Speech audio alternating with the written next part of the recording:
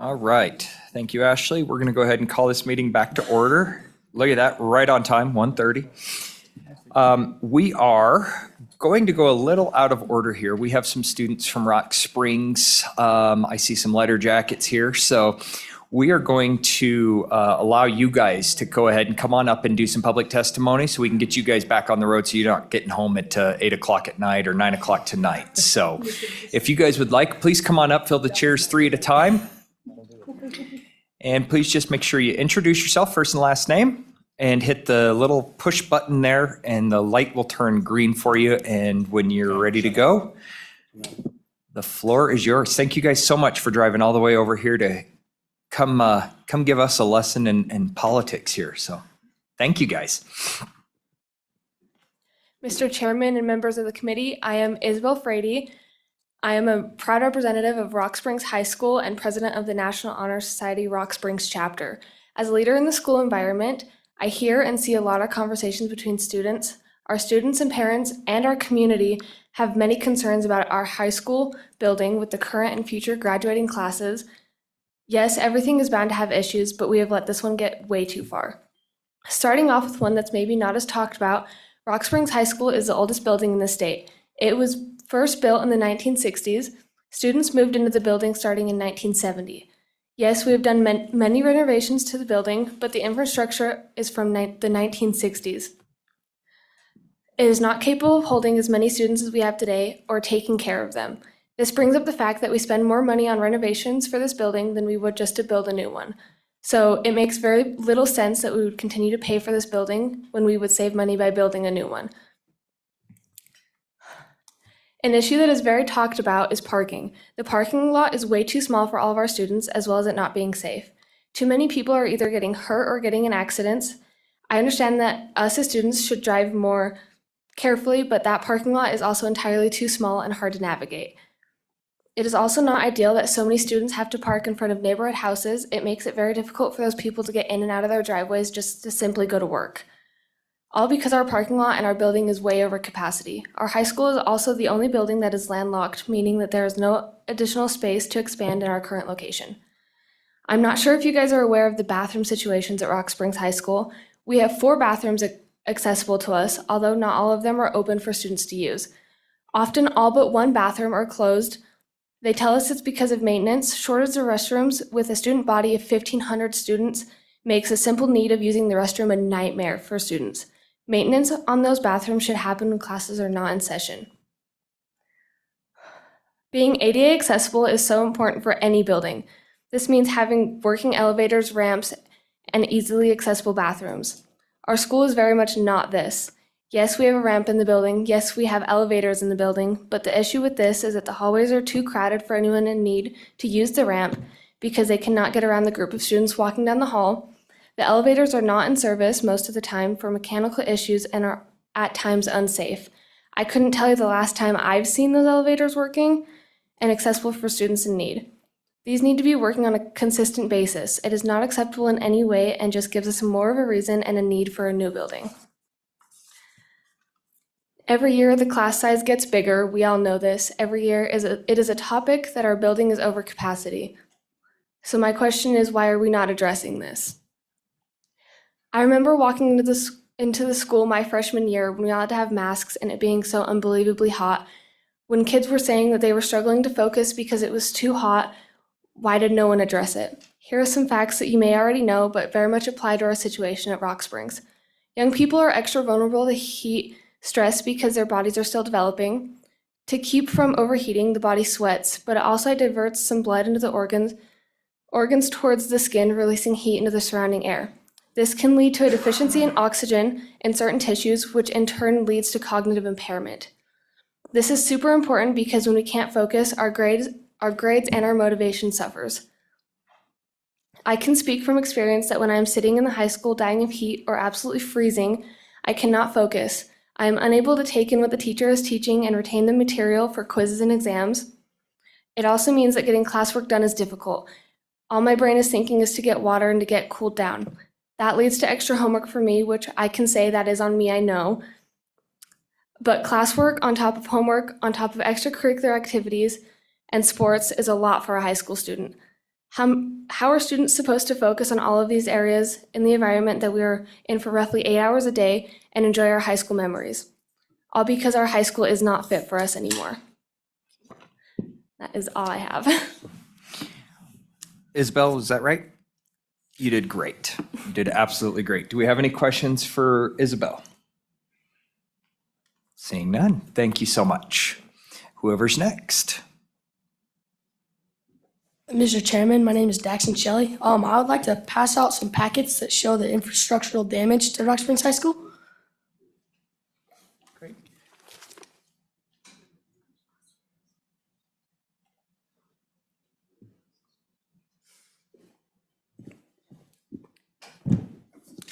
Engineering assessments have been completed on the condition of RSHS.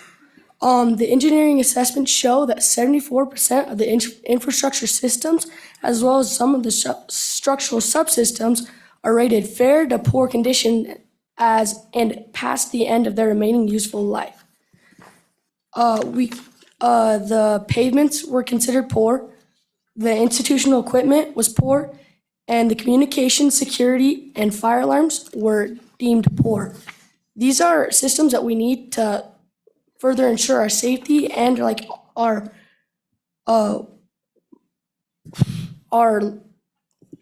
well-being in the school. Also, sewer lines need to be replaced. With age, sewer lines under and outside the facility suffer from degradation. These lead to sewer gas escaping and raw sewage backing up. Glycol lines in the high school from boilers leak due to aged and rotted lines, requiring students to be displaced from classrooms from their safety and interrupting the education process. The natural gas supply runs under the building, and the additions has numerous issues, leading to building-wide evacuations, again interrupting the education process. There also are severe ground movements through the building, causing stairs to detach from the building and elevated walkways to pull away from the building. Students cannot use these exits during the winter, except for extreme emergencies, due to the obvious hazards and safety concerns associated with the load-bearing capacity from such deteriorating facilities.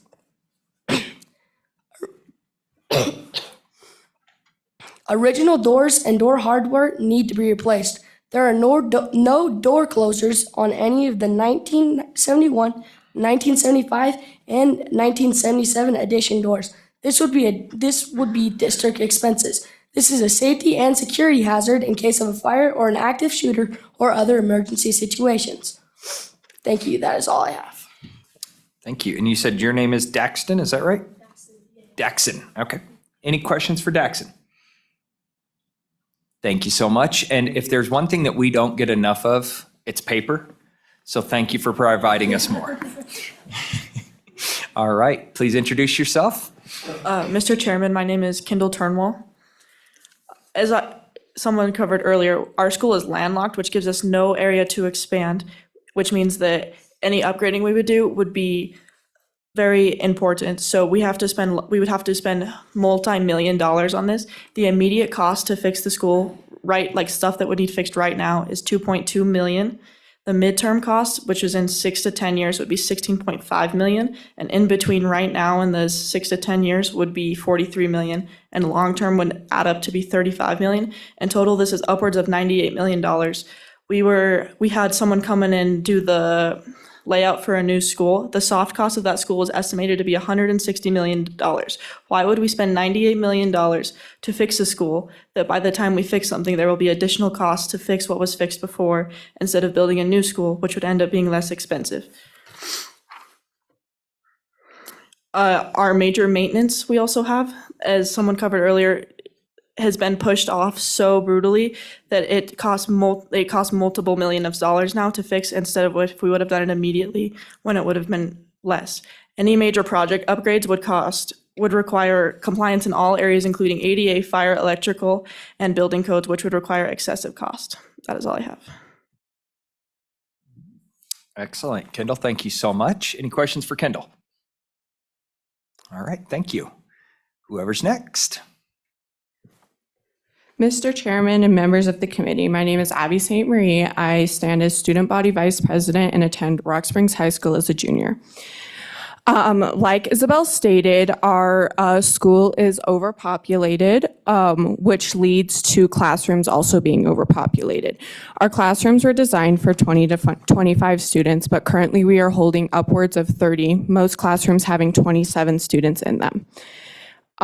In classrooms, not only are they overpopulated with students, we do not have enough outlets because most of our education is now run through computers. So it is very hard when you can't plug your computer in because there's only 2 outlets and you can only run so many extension cords.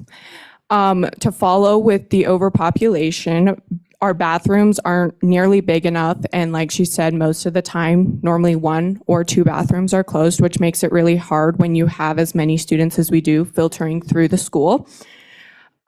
They are just not big enough and not suitable for our high school population.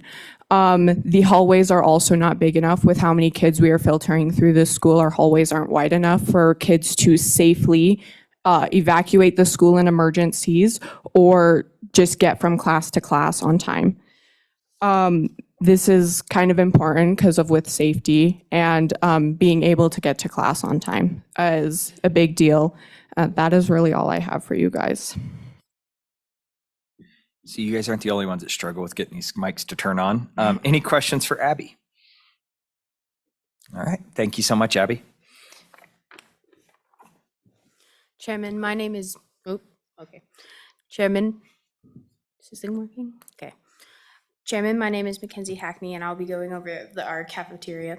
The Rock Springs High School cafeteria has a maximum capacity of 220 students. This was mentioned in 2007 MGT report as being undersized at the time, with only 1,000 students. Current enrollment is approximately 1,440. The school has attempted to deal with the inadequate faculty by considering multiple lunch periods and other options over the years, which disrupts educational presentations, and by permitting an open campus, resulting in many students seeking lunch outside of campus, causing congestion and traffic hazards in residential neighborhoods where the school is located. At current enrollment, RSHS would need 7 lunch periods to accommodate a closed campus, which is unreasonable, because as it is, we don't have enough time as it is to get to one place to another by the size of our town. And that is all I have. Thank you. So you tell me you don't want to start lunches at 7:30 in the morning? Okay, all right. Any questions for Mackenzie? All right, thank you, Mackenzie. And last but not least, Hi, I'm Ashlyn Toller, and Chairman. I would like to go over the fact that we have 2 campuses, and most of our campus, the underclassmen are at our main campus, which I would personally say that those are the classes that you need the most, but it's a struggle to go from multiple campuses with our shuttle bus as well if you cannot drive. So they provide that, and it takes away from at least 15 minutes of your class period because they need to follow up and make sure they have all the students. And it's by the time you get there, depending on your class, the heating is also very bad. And I'll like to go over that there is limited air conditioning in the building. During the shoulder seasons of fall and spring, room temperatures within the building can vary between 75 to 90 degrees and above, depending upon the location of the building. As a result of the heat, staff and students' health concerns are present. Options for airflow are extremely limited. Opening all interior doors presents safety and security concerns and is an ineffective remedy. Attempting to permit airflow into the interior classrooms from outside air through the roof and overpressurizing the corridor presents feasibility and additional safety concerns due to access limitations and inability to properly filter the outside air, and capacity issues with the ventilation system. Environmental controls are antiquated controls and no longer function throughout 70% of the building. As a result, equalizing temperatures in the building is impossible during all seasons and all weather conditions. The inability to maintain a constant temperature for students and staff is detrimental to teaching and learning process for both students and staff and may constitute a health hazard for vulnerable individuals. As well as preliminary research and studies demonstrate the new school buildings and faculty investments lead to improvement in students' test scores and dramatic improvement in students' attendance. Issues with confront Rock Springs High School and dramatic improvement in the students' ongoing basis. That's all I have. Thank you, Ashlyn. Did you say, I want to make sure I heard you, 70% of the HVAC doesn't work? Yeah, a lot of the doesn't work in our school. Okay. Committee, any questions for Ashlyn? Yes. Representative Storer. Thank you, Mr. Chairman. I can see where Rock Springs High School is on the map, but I don't see where the satellite school is. Could you tell me where that's located? Mr. Chairman, so our satellite campus is on the other side of town, and that's why it takes so long to go from campus to campus. And it's a struggle when you have like your first half of the day at the satellite campus and then the last half of your day. So you have to transition from multiple times throughout the day. And so it takes away from your lunch as well. And so it takes away about half of your lunch because you have to travel between campuses. Gotcha. Follow-up? Follow up, please. Thank you, Mr. Chairman. Ashlyn, I'm new to this committee, so I'm really learning how this all works. I was wondering whether you could help me understand why we haven't been able to build a new school, new high school in Rock Springs yet. So as of my understanding, I think that it's because we haven't been able to get the proper fundings for the new school. And most people just believe that we can just fix our new school or our old school, but it's kind of hard with all the students already in there and the maintenance like time, and it takes up a lot of space during our school. Thank you. Representative Walters, you chomping at the bit? Thank you, Mr. Chairman. If you had the magic wand today, where would this new high school be built? Personally, I think it would be better next to our satellite high school because it's easier to transfer from those classes as well as our normal classes, because our satellite campus holds our academy students and our academy classes. So it would be easier to walk from campus to campus instead of having to go drive 15 minutes across town. And there's a lot of land that we have over there that's available for use. Follow? Follow up, please. The design of your satellite campus, was it not designed to add on for future needs? I believe it wasn't really designed for that. It was just designed for our academy students. And that was funded in Mr. Chairman, I believe that was funded in 2015. Final installment went out in 2019, 2018 timeframe, somewhere in there. I believe so. Thank you. Thank you, Mr. Chairman. So I'm going to give the legislative gold star to poor Ashlyn here, who got peppered with questions while everybody else escaped. So thank you for putting up with the questions here. Did you have a question, Senator Office? Yeah, Mr. Chairman, I just would like Ashlyn to travel back in time about 5 years and tell the committee what your thoughts are of the remote satellite campus, so we can go back and reappropriate those funds to a new high school in that location, which was certainly something that was being considered at the time. I appreciate your testimony. I appreciate you being here today and all of you for coming and providing your thoughts. We really do need to hear from you, and we take that very seriously. So thank you so much for being here. Yep. Appreciate it. Thank you, Ashlyn. Thank you. All right. Committee, any further questions for our students that have traveled over here? I will just take the prerogative to just say thank you guys very, very much. You guys did an excellent job giving your information to the committee, and we value what you guys have input. And I will also say thank you for again, more paper. But I actually do appreciate the pictures. Sometimes we can't get over there. We did get to tour a few of the other schools this year throughout the state. But getting to see some of these pictures puts it into perspective for us. So thank you guys very much for your hard work and for your guys' willingness to come all the way over here and testify for us. Hopefully we didn't beat you guys up too bad. All right. With that, committee, we are going to go back into our standard agenda here, and I'll bring Jerry and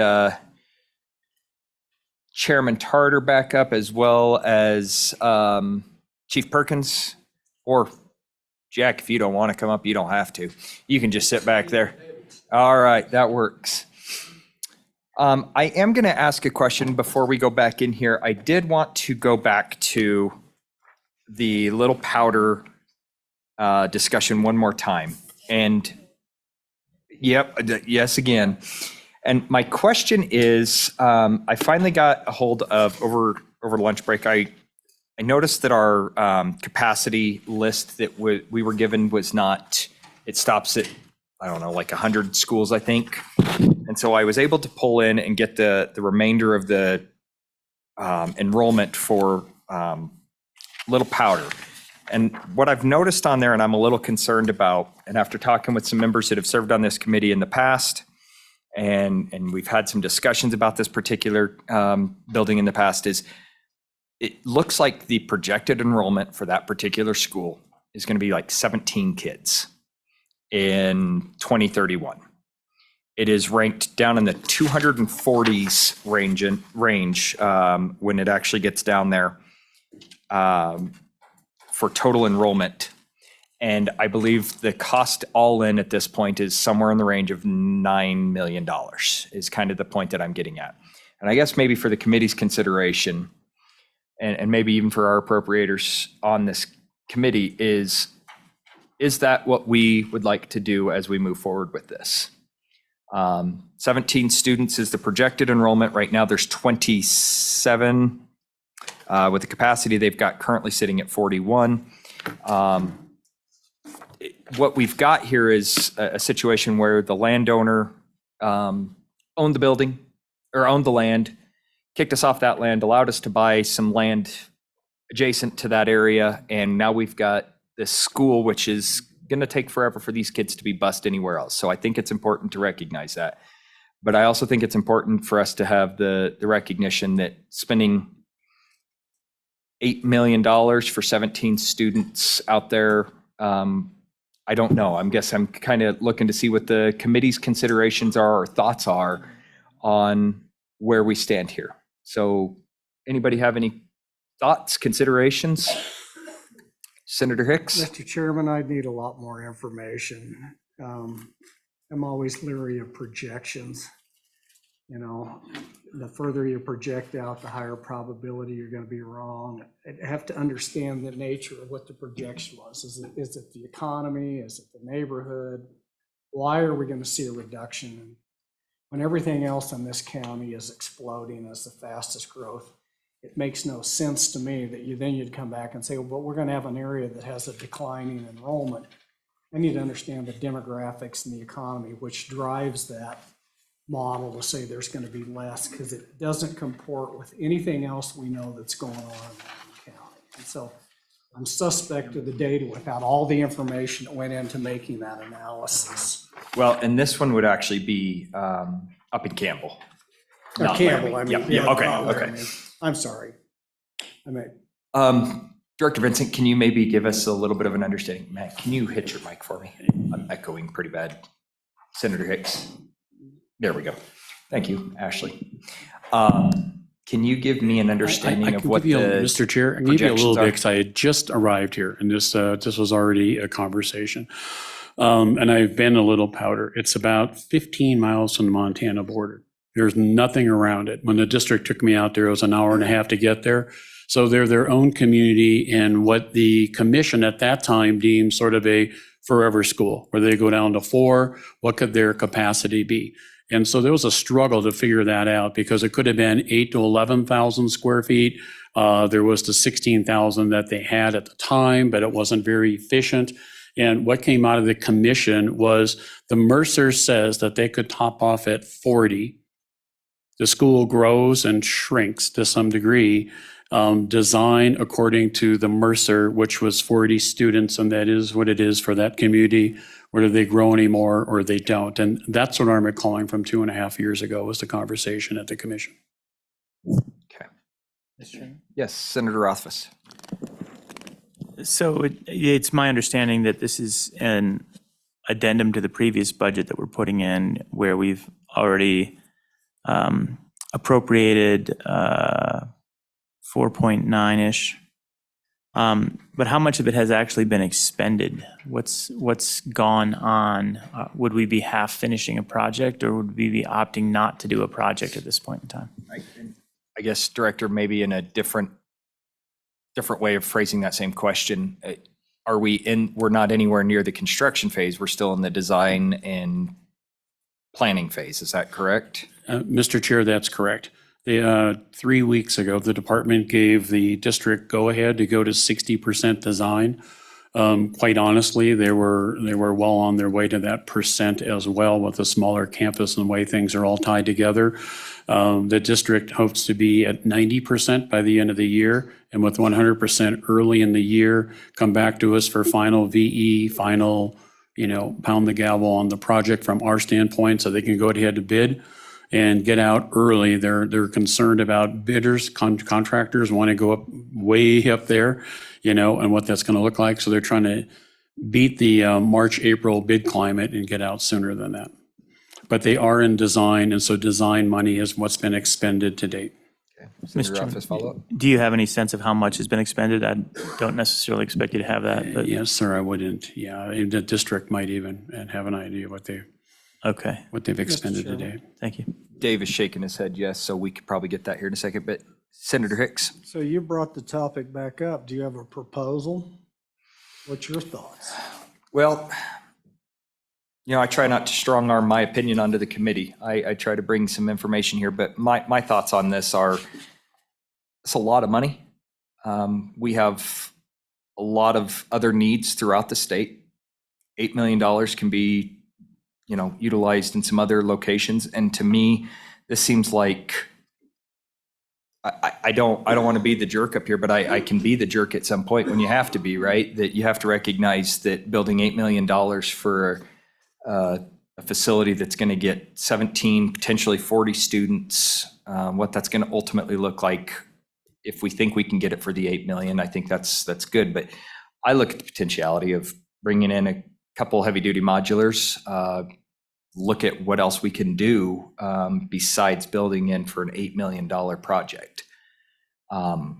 We've had a Mercer done, and we've heard what the projected enrollments could potentially be. Those are just some ideas for food for thought. If the committee's will is to go ahead and spring for the $8 million and we want to go out there and do that, I just think it's imperative that this committee understands, have a full educated understanding of what we're going to spend the money on. And if somebody has something beyond that, I'm full ears. So Senator Office? Oh, we'll go Senator Office and then we'll come back over. No, you can go back to. Okay, we'll go back over. So Jerry, when they did the Mercer study, did they look at a range of potential alternatives that would serve the needs, AKA modulars? Obviously, busing's not an option, that's too far. So we have to have some type of facility. So when they do the Mercer studies, do they run through a range of alternatives and say modulars would facilitate this for how many years, and what's the projected cost of modulars? Yeah, Mr. Chair, Senator Hicks, this was prior to me by a number of years, but in general, modulars are looked at as part of a Mercer study. And so my guess is on this one, and I don't want to guess, we can talk about it, but I can go back and look, because I believe it was done in maybe 2016 even, somewhere around there, is that in that area that this school is located, and you look at what even purchased modulars are going to go through with that, whether that's up in that area, my guess is that a cost benefit was put together on what permanent's going to be. Even with permanent, I will tell you, one of the things that we struggled with the district is doing a stick-built building and that part of that region up there versus concrete block building, because it is going to take a beating. So I would imagine a modular doesn't even stand up to a stick-built. And then discussions we have had is that being a block building for longevity and to hold up before you just start kicking in major maintenance.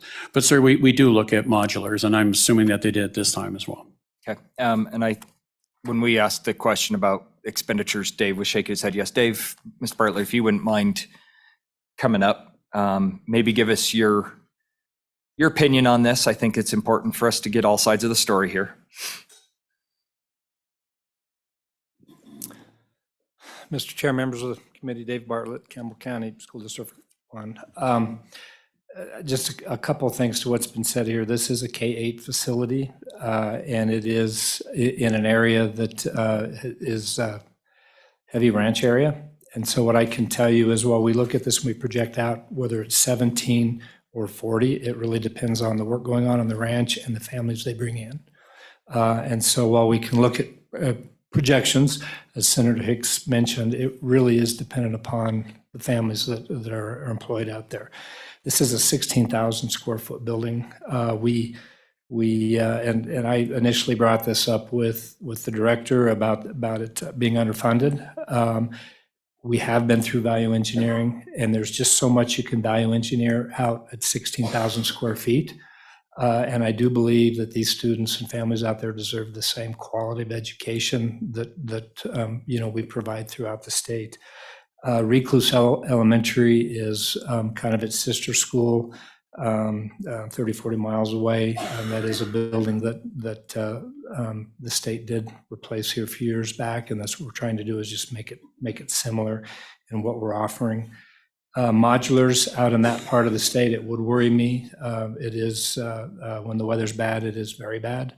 And I do believe that this is a good 50-year investment. I believe, and I apologize, I'm kind of late to the dance on this one too, just coming new to the district. There's about a $5 million allocation to start with. And as I said, the 3.3 that the director's mentioning will make it whole. With the FF&E. We have expended, I want to say, approximately half of the design dollars, so somewhere around 400,000. I can get that figure. Okay. I've got somebody working on it back at the district now. Okay. Committee, any further questions for Mr. Bartlett or the director as far as Little Powder goes? The other thing that I will say on this is where my initial frustration with this came is the 95 million where it's sitting at is, in my opinion, I think we're going to have to move it if the committee decides, yes, we want to go ahead and do this. I don't think it's appropriate to be in the 95 million because it was not identified. And if you look on this, it was not FCA. There was no assessment done on this during 2023. Our budget information last year was very, very plain language that said it had to be associated, this 95 million had to be associated with the 2023 index. And so I think if we're going to do anything, we need to move the money out of the 95 million and into the standard budget that we're going to approve here. So I'm okay with that as well. If the committee's desire is to do that, we will just add that to that and make it available. We'll work with our friends in appropriations to make that available where needed. Any thoughts, committee? Yes, Representative Storr. Thank you, Mr. Chairman.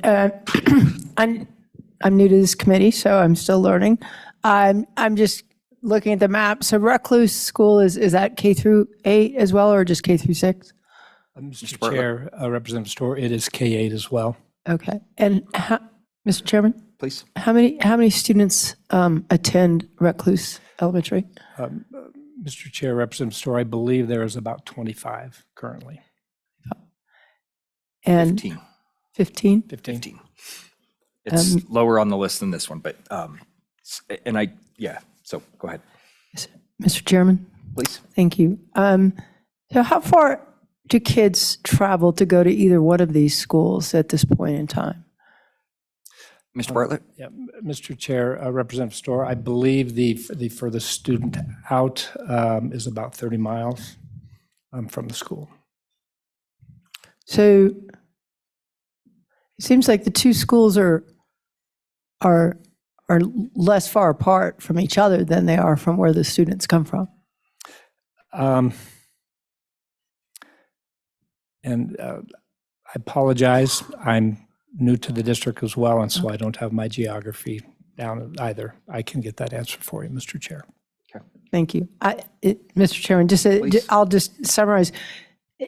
We know that our small schools cost the most as well, right? Not just to build, but to educate. And if the challenge for the state of Wyoming is to continue to provide the education that's equal and adequate, but I guess it feels like it begs the question to me whether replacing a school in such a remote part of the state makes sense, or whether combining schools, even if it does mean a considerable amount of travel, would actually be a better solution. And I guess I'm just curious how the school facilities has thought about that in the past.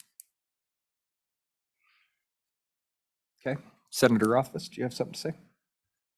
Let's see, did they have any thoughts on that? Hey, Dave, did you have, or Jerry? I kind of looked at him, made eye contact and didn't. Well, Mr. Chairman, I do want to follow up on that thought and ask the question, was there any consideration given to finding a new location for Little Powder School if we're building a new school that would have a better population, where you draw your 30-mile radius around the dot and pick up more people? We never go through that exercise, right? We never seem to think, where should we put a school? We always pick a spot, put a school there, and then decide whether or not it was a good idea afterwards. Yeah. Yeah, Senator Hicks knows a few of those schools that I'm talking about. Was that part of the process? And I don't know if there was interest in reusing some of the facility or something along those lines, then there might be some cost motivation associated with that. But I'm curious if there's a better site for a school to capture the same population, but capture a broader population as well. And Dave, if you know the answer to that, again, I think it's also kind of a tough situation where we've got you guys batting cleanup here, and I recognize that. But if you have any answers on that. Mr. Chair, Senator Office, I am not aware of the process the district went through to locate the site for the new Little Powder School. What I can tell you, between Recluse and Little Powder, the biggest issue we have is there are no paved roads between the two. And so wintertime, we cannot get students from one to the other. And so that's why those are separate. Makes sense. Representative Larson, and then we'll have Representative Walters after that. Thank you, Mr. Chairman. I thought Representative Storer asked a question, but I don't think it got answered. I think we kind of just glazed over. She asked if they'd considered travel, but I didn't hear an answer back from the superintendent on if they considered busing those kids rather than building a new school. Could we get that? Yeah, Representative Brown. Yes, we have looked at that. And again, the issue is the two country schools we're talking about, we bus to the center. And again, depending upon the ranch and the help they have, those students may come from different areas.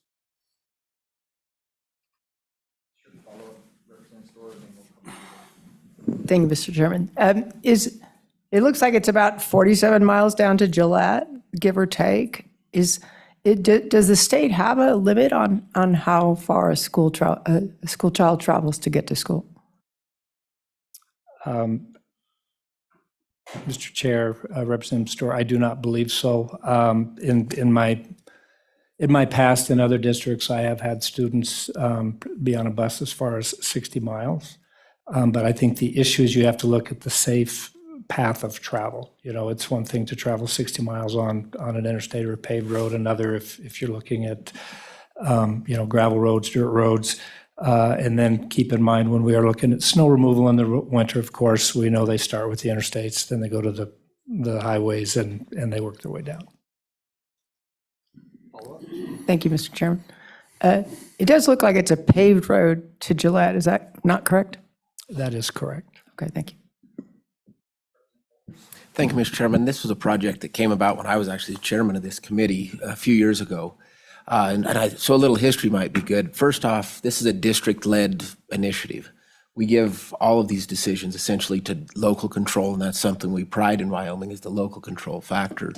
And then I think it was a bit of a surprise to the district when the landowner where the existing school was located came to them and said, I no longer wish to lease this parcel of land, and you have a couple years to vacate. And here's a parcel of land I will sell you.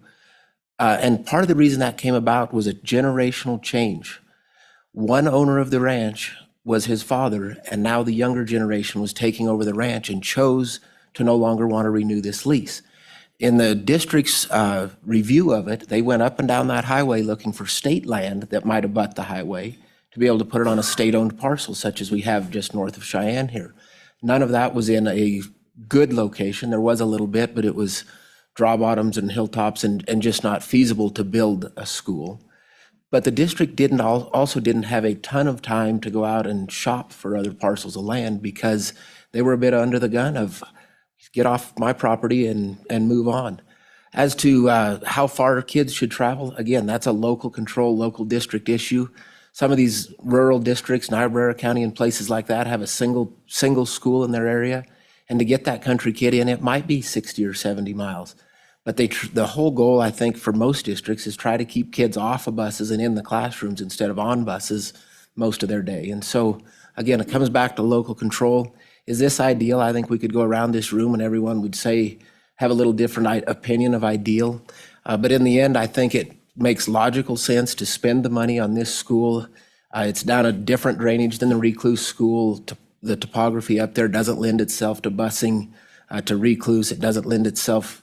Maybe you could bus them into Gillette, but I think once we start down that road, we need to start looking at a lot of other places in the state where we have multiple schools 6 miles apart, multiple high schools in separate districts, less than 15 miles apart. So before we start expecting districts to bus kids 50 miles to a town, we ought to look at the ones that are at 15 and 20 miles first and start that consolidation if that's the route that we really want to go. As to the modular question, I think if we want a 50-year life cycle out of a building, we better build it in a stick-built hard format. Modular isn't a 50-year solution to anything. And then I'd question and even challenge the chairman a little bit.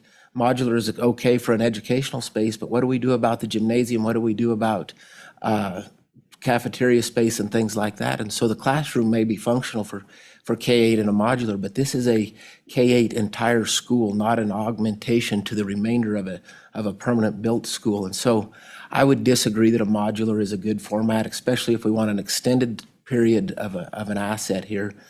Most of this funding has been appropriated already in previous budgets. This is an augmentation. We did that for a school here in Laramie County last year we were building it, and the estimates came back, and we put it right into the budget and said, hey, this one's coming in higher than we expected, folks. We've got to fund it.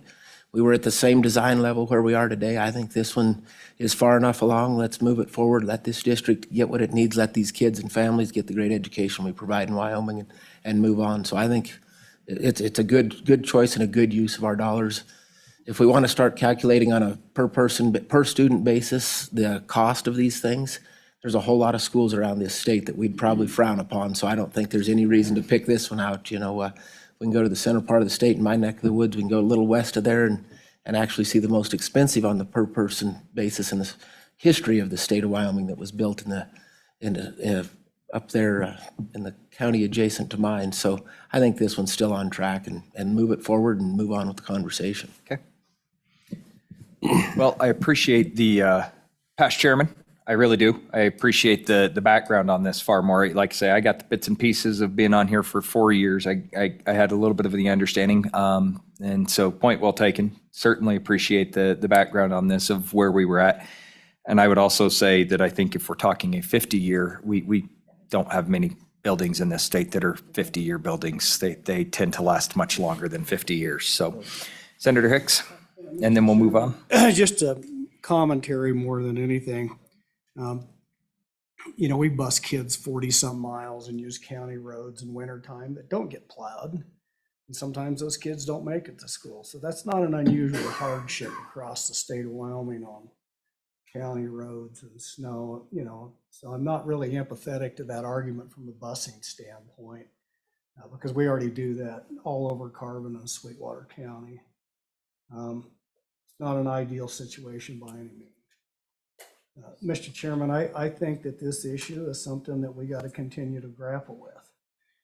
And I don't think there's anybody that's not aware of the cost of K through 12 education and the ever increasing burden that's going to put on the taxpayers of this state. So I think it's incumbent upon us to ask those questions, and I appreciate you bringing it up, Mr. Chairman. I just say, as always, we need to continue to look at it. And so, on the other side of the commentary, while I've always been a big proponent of local control, it's a lot easier to promote local control when you're using somebody else's money. And I'm just cognizant of this money. It comes out of the school foundation that belongs to every school kid in the state of Wyoming. And the legislature has an obligation to appropriate that money in the most expeditious way instead of just whatever they want. And so, again, I appreciate you bringing the topic up. I think it was a worthy discussion, particularly, what we face coming down as far as the cost of education and construction moving forward. So thank you, Mr. Chairman. Okay, Representative Storer, real quick, and then we're going to move on and we're going to take back to Jerry here. Thank you, Mr. Chairman. I just wanted to ask Representative Walter, where is the new school going to be compared to the old school? Just a clarification. Representative Walters? Doing this from memory, but it's across the highway and within about a mile of the old location, if I remember correctly. I was going to say, my understanding is it was very, very close. Thank you. Yep. Okay. All right, committee, thank you. What we'll do is I will probably bring a motion when we actually start to work the bill. I'll probably bring a motion just to bring this into the bill. We'll see where that falls with everybody. So, all right. Thank you, Dave. I appreciate that. Jerry, we're going to go ahead and put you back in control here. Thank you, sir. While we're on the, I've never been in control. While we're on the topic, if you do bring that into the bill and as it moves forward, the district is trying to bid in a February, March timeframe, if there could be maybe an effective immediate on that. And then they could hit the bid at the right time. Probably going to have to, I'm guessing on the district's behalf, slow the project down because you don't want to finish a design that's $3 million off, not knowing if this is going to make it through for some reason or not. So they're probably going to have to pause design and then pause the bidding of the project, and hopefully all that works out for all the right reasons. And then trying to launch over the summer on getting the new project started and take every advantage of the weather while they can. So maybe effective immediate would be helpful. Yeah. Okay.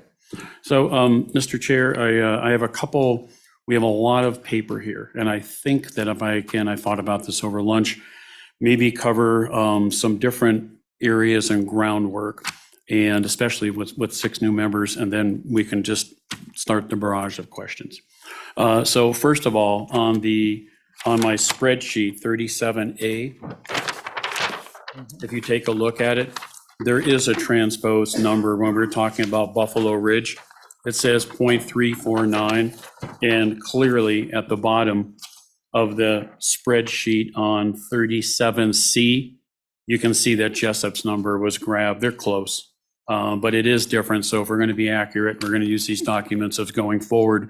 You will see on 37C that Buffalo Ridge Elementary is 0.357, and on page 30. Just flip. Sorry.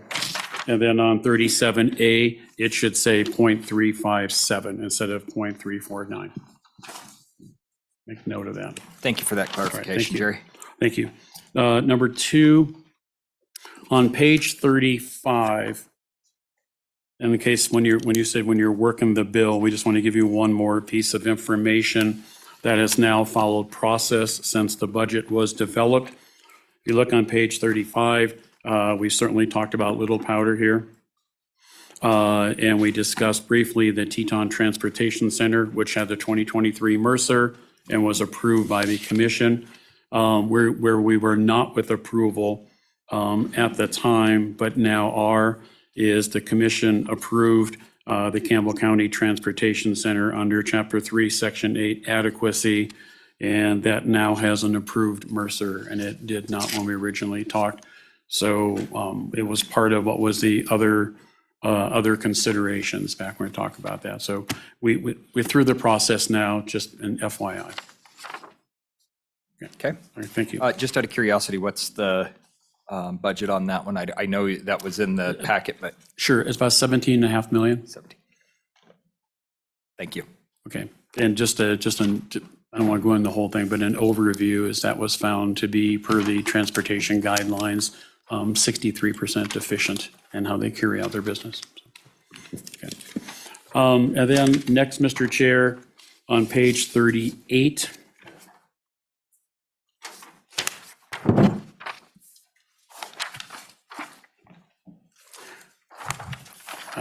I made a mistake in one of the paragraphs and it got truncated, and whoever caught it, I really appreciate it. It states here that originally it said the educational cut Mr. list. Chairman? Thank you. Director, as you're moving around, could you just make sure we know what document you're on? This is in the packet, the state construction packet. I know, there's a lot of papers in that packet. I'd like to know Page which 38. document, which page we're on. Page 38, he just said that. Tab 4. page Tab 4. Thank you. Okay, thank you. Thank you. I took everything out of the tab so I could I apologize. I just That's want to okay. be ready. Thank you, sir. On page 38 of what was in tab 4, the original sentence stated that note that the .30 FCIs and above are being addressed, and that statement got truncated. We are doing the .30s and above, but the priority was on the first .35s and above. So restated that for clarity, and then added the new list that shows that there is a bolded line after number 13, because that is exactly the .30 and above, but that we still, in your budget bill, we are still considering the pink ones of the .35s and above. Should these come up with a non-construction remedy, we will continue, we will continue to go down until we hit the .30 and hopefully get there for all of these within this biennium. Normally, there's been a practice of already having some Mercers done and under our belt. We can hit the ground running. We'll be starting this whole process in November with the Mercer studies, other than the ones that we've already approved. And then lastly, Mr. Chair, it would have been in tab 4, pages renumbered 38C and 38D. We thought it would be helpful, and I'm not going to read this to you all, but especially with some new members, because this conversation came up last time and I wanted to clarify it, that an SCI and a score is a starting place for a conversation, you know? And so we've kind of outlined what the condition need schedule is and what it isn't for background on page 38C. Step through what is considered and not considered during a condition assessment. That's not based on either the suitability or how the site looks, or does it look old, or does it need a refreshing? And that the score is an indicator of where we start having conversations about either repair, replace. And so just wanted to put that together in a document that explains how we do condition. Okay, And- and go ahead, committee, sorry. I think everybody was kind of looking for, it is online, but it is not in the hard packet, Oh, the 38C. I believe. Is it in the back? There should be a supplement. Oh, it was the stuff that was on top. Thank you, Ashley. My Thank you. apologies, I can't see what it looks on your. That's side. okay. No, we're all good now. We're all catching up. Okay. Well, and so anyway, Mr. Chair, on pages 38C and 38D, we just provide an overview, since it's been 8 years since an FCI was done, plus new members, on what the expectation is of what the FCA and FCI does and what it doesn't do. And so we have those on those pages right there. So if they're, and then we also have on 38B, just an explanation of what capacity is. So again, I'm trying to lay out condition, capacity, FCA and I, the educational, non-educational, and kind of what the ground rules are, the footwork for them here, what the message is. And then I will go where the committee wants to go in answering any questions. And I will say that on capacity, 38B covers capacity, but 39 is the actual capacity list. I have been told, and I think it has a lot to do with the work that came out of this committee and joint appropriations maybe 6-7 years ago. We had, and some of you have been around will know far more than me, we had a high capacity list that was extensive. And we just couldn't make progress on that. And I think the way a lot of those last schools are rolled out in the last 7-8 years, It's the first time, and what I believe has ever occurred, or in quite a while, that we are going to address all of the high-capacity schools that are on that list. The two that are in white, and it's explained in the note, one of them, and we actually toured this school last summer before last, where Natrona did spent their own money and did their own renovation. I know the conversation was, if that's enhancement and they now qualify, for enrollment, should we consider, bringing that into the fold so they can do major maintenance on it? And I think you might have heard earlier today, with them still having 3 mothballed schools, and they're a school of choice, it doesn't qualify at this point in time. But that's one of them. And the other addition on here, Lincoln County District 2, that's just finishing this year, and they're occupying. So it'll be a lag before that catches up to our database as not having a need anymore. Other than that, the schools and the high need are being addressed. Committee, any questions on, we'll just call it through the capacity information and then through the addendum here, the 38B, C, D. This was all information that was sent out to you, but it was a couple of days later than the original packet. So just want to make sure everybody has their information good. And if you have any questions, now's the time to ask. And Mr. Chair, I just want to apologize. That's on our department. We, in real time, we were catching our own mistakes, or you all were, and we were trying to keep up. So I apologize. We understand you've been short-staffed. We appreciate the catch up on this. So with that being said, let's go ahead and move into, since there's no questions on that, and I think the explanation has been provided on the cut lists as far as the point 3 and the point 6. I think we can move into, let's see here. Looks like we've got the review of the revised 2023 Facility Condition Index is what I've got up next. Mr. Chair, we were asked to produce a list that, number 1, was numbered, whether it's educational, non-educational, and I'm looking at the educational list right now. 1 through whatever on the side, so we don't have to kind of count down and squint to figure out what line we're talking about, and so we did that. We were also asked to produce a 2016 ranking compared to a 2023 ranking, produce today's FCI score, which is based on a 5-year, and then put in the 2016, which was a static report score, and report this out. One of the questions that was asked of us is, how do they compare, and what's your analysis of this? And I will say, sir, it was difficult. We still have people scrubbing the list of who was addressed, who wasn't addressed. Did they have a remedy? Some we found, like a Mercer, that was done. Thought, why didn't that move forward? We went back into facility plans with the people we have, looked at their prioritization. It was number 3 on their list. It wasn't their top priority, and it just stalled out at the district level. But when I compare, if the question is, when I compare the two, why are they different? Because it was brought up at the last meeting. I will say that where some of the struggle is by not doing this in 2020, there's an 8-year change in conditions. It looks like some of the construction costs per square foot are actually predating 2016. Looks like they used ones from 2014.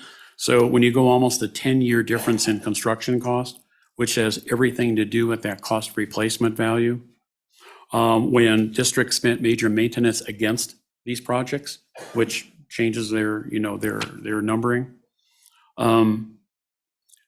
We brought up in the last meeting that a lot of these districts had a suitability number then involved in it, dollar amount, which also changed. There was a condition that was assessed for suitability. So that came off in 2020. So there's suitability missing out of these scores. And then per the district's recommendations and listening to the districts and even the select committee, my first year here, we never assessed the outside of the facilities, just the building itself. So some of these scores have adjusted up and down because of either drainage issues playground issues, things that were not part of the assessment in 2016. And then lastly, and this is why if we can get through budget and get into November, December, we need to sit down with Bureau Veritas and our database people and reconcile names, because some of the naming conventions were different, reconcile square footage, because what was asked from the select committee before we went out and advertised for a consultant was, does it make sense? And we would suggest that you analyze all of the enhancement square footage as well. You're already out there. It seems like a good, spend of the dollar.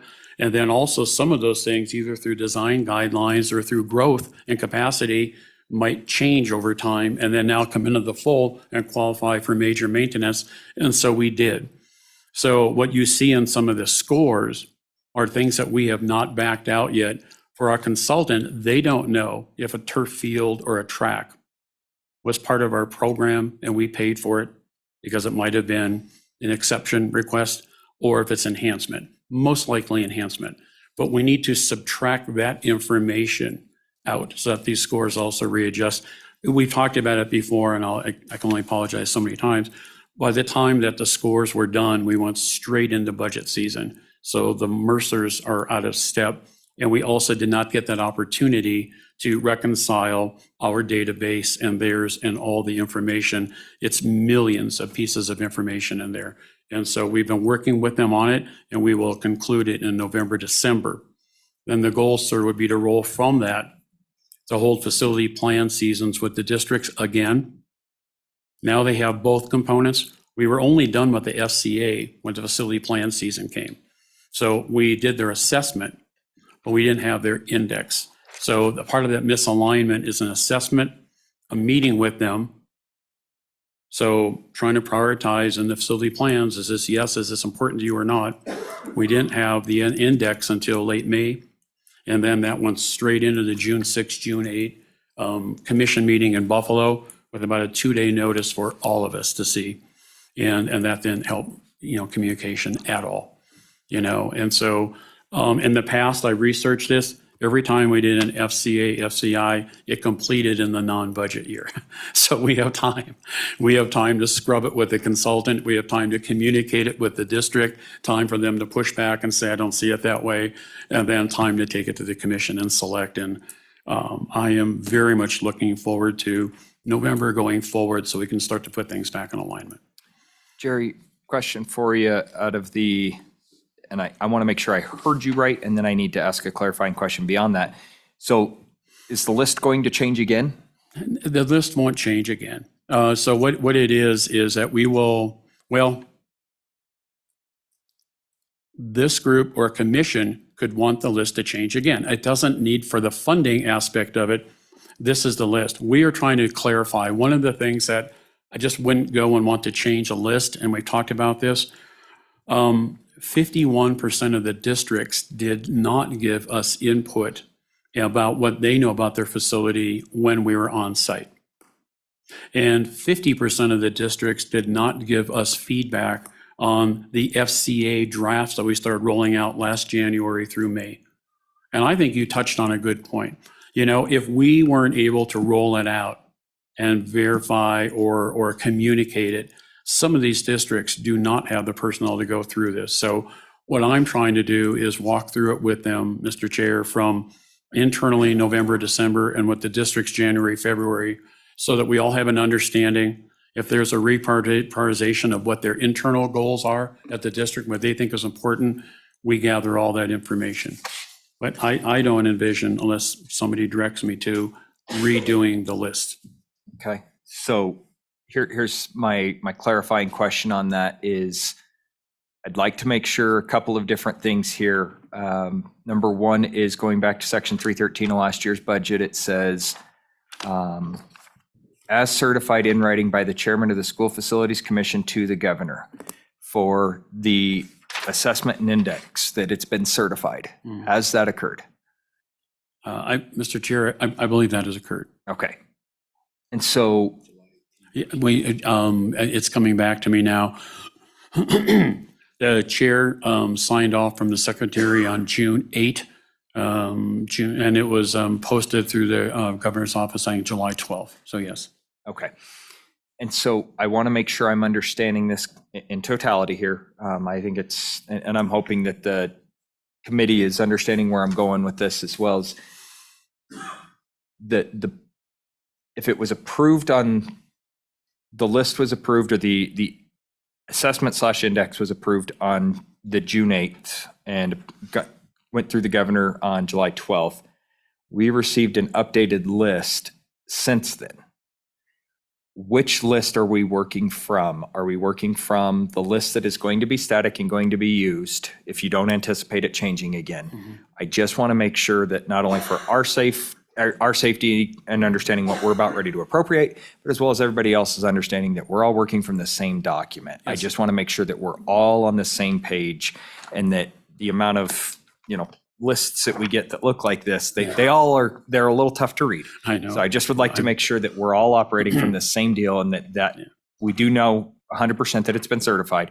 I'd just like to make sure that that's the same list that we're using that was certified. Is that right? Mr. Chair, let me check. I believe this is. There was a reason I want to go and look at the date. Is there was a change, I believe, between June 8 and the June 12. Let me look at it. We ended up finding out that the consultant had an algorithm for some of the schools.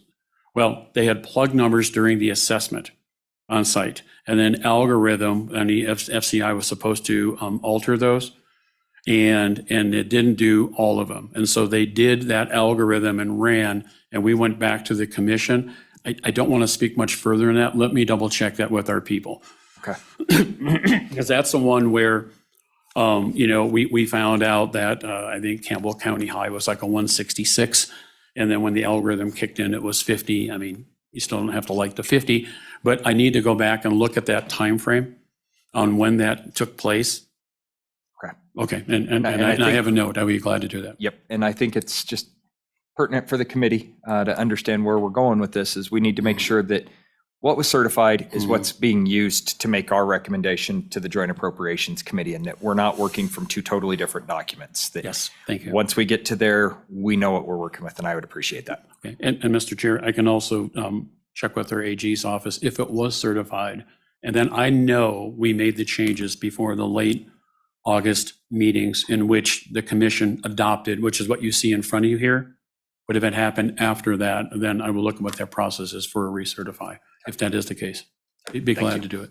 I appreciate it. Thank you. It's hard enough to remember today. When we go back and look at this 3 years from now, someone's going to be on the wrong list. So I appreciate it. Thank you. Yes. Senator Hicks. Question for Jerry, and it's come up a couple of times, and for my edification on the process. And you had mentioned that the Mercer study and the funding has kind of got out of whack. And then that we're looking at language in the bill that would say the Mercer studies have to be completed before the funding would be allocated. So historically, I'm assuming based on those comments that the Mercer studies were done prior to ever putting together the capital construction project list. Is that correct? Mr. Chair, Senator Hicks, yes. In fact, you can go back one step further, which is why some of the folks that have been on the select committee a while have asked. A need is determined. It's identified in the facility plan. A Mercer goes forward, it's approved by the commission, it works its way into a budget stream. So what we have done with over half of these, need is determined on most of these. About half have been identified in a facility plan. The districts that, the ones that are not identified are usually our smaller districts. And talking directly with the superintendents, they said, we've never had a forecast at FCI before. We come and meet with you about what is hot right now, what is breaking down, what's not working, and how our $500,000 per biennium is not enough. We've never had the ability to dare to dream on what should be going on within 5 years. So that's where part of the reboot process is, to go back in January, February and do the facility plan after the database has been fully squared away. Let them, for a sixth opportunity, bring anything that they know about their site that we don't, so we have that on site. And now we're getting back on track with determining the need, doing the facility plan, rolling out the Mercers, and then putting them back in line for the next budget session. So we look very much forward to that process. The money is there to do it, and we have one round of Mercer consultants hired, and then we do interviews in 2 weeks, and the next group should be contracted by early December. So we now have the people, we now have the money, we have the process. Looking forward to get back on track with. Sure, follow up. Just to follow up, so it will be the next biennium before we're back on schedule to have the Mercer studies before this committee, or are we talking next fiscal year? Mr. Chair, Senator Hicks, some of these Mercers are on schedule to be complete by the end of this year, and then early February. We will have a fair amount of these that'll be done by the time you get out of session. And then they're just going to roll. And they can roll in for the next biennium until they're done. If there's something that ends up being pulled forward in the supplemental, you can work it that way, but they'll be date driven, and that's how we'll do it. Good question. And then follow up on that. Yep. I'm just wondering if, I know it's in Jerry's handouts and stuff, whether we want to include that language in the bill that none of the funds could be expended until the Mercer studies are completed and approved by the School Facilities Commission. So I might bring that motion, Mr. Chairman. Okay. And we've got plenty of opportunity here still with, you guys received tab 8. You guys will notice that tab 8 has been put into your packet here as well. And tab 8 came in, it's in a different, we call it a different format, I guess is probably the easiest way to say it, than what we have been presented to us so far.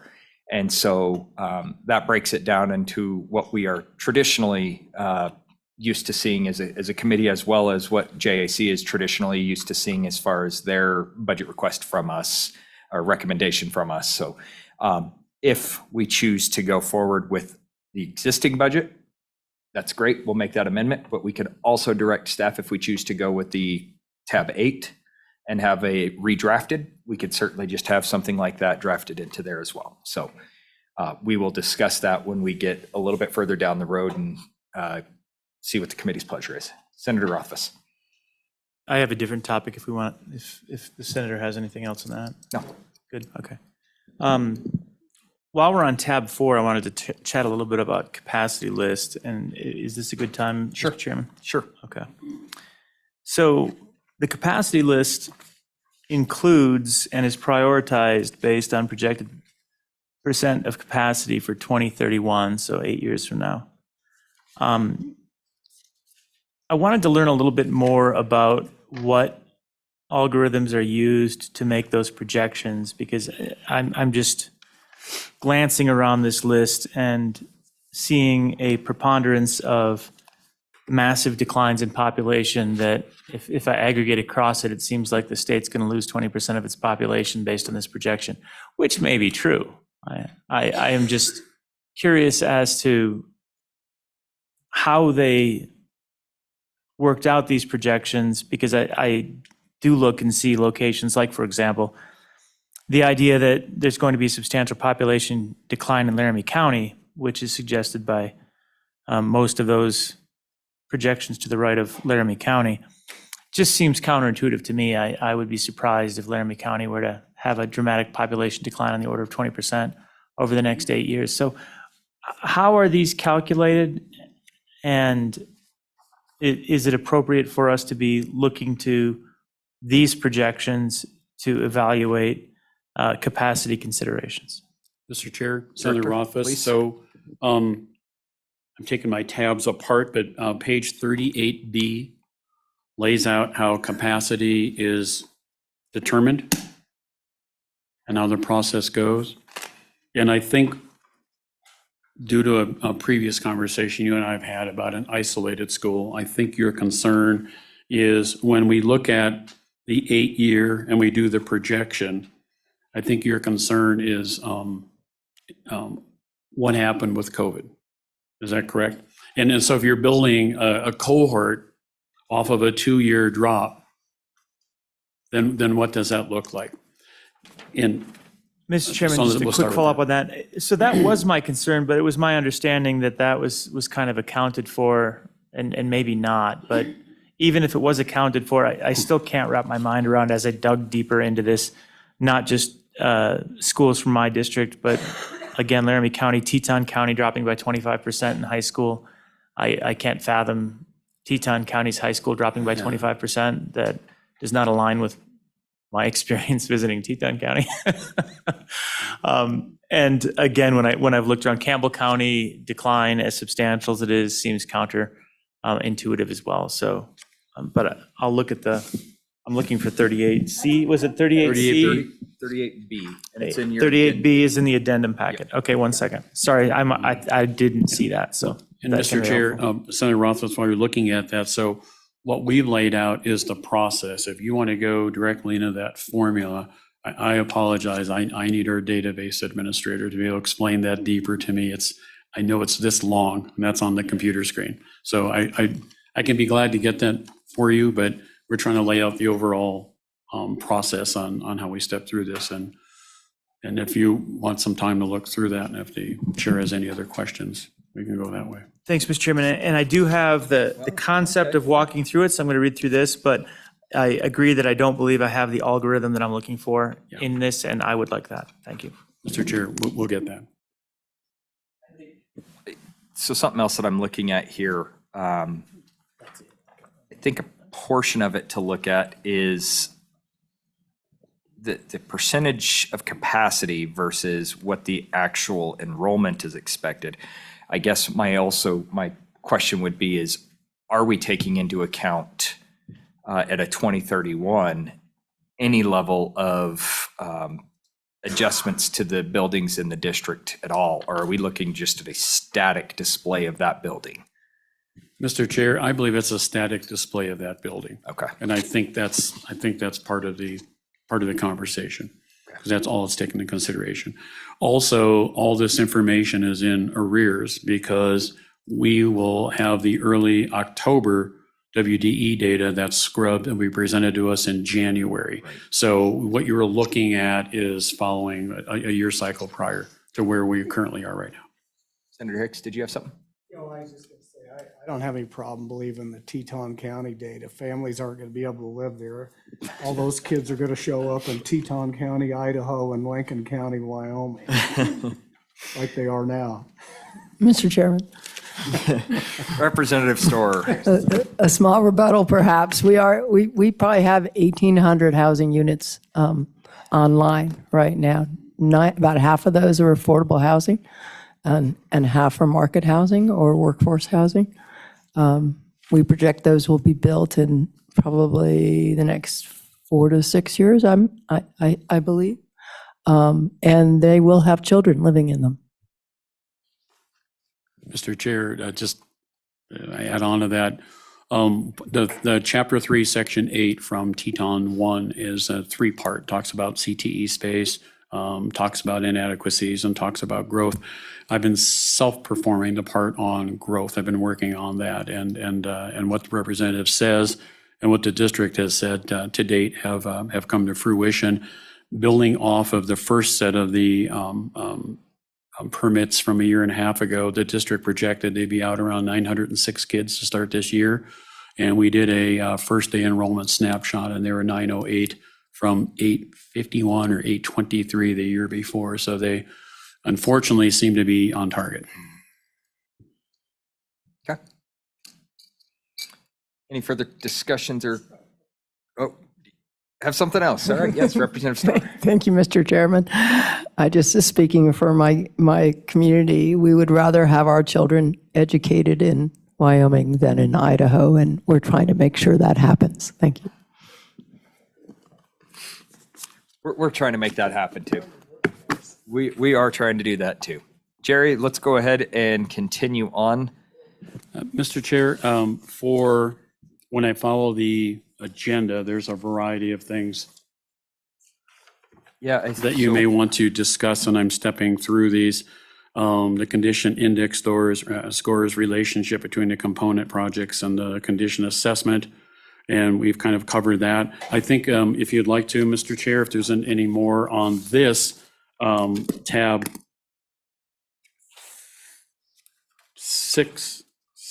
7 addresses the issue. I believe that this was more internal on gross square footage versus allowable, and this conversation actually came up sooner, earlier, page 66. And what we have put together for the committee is our take.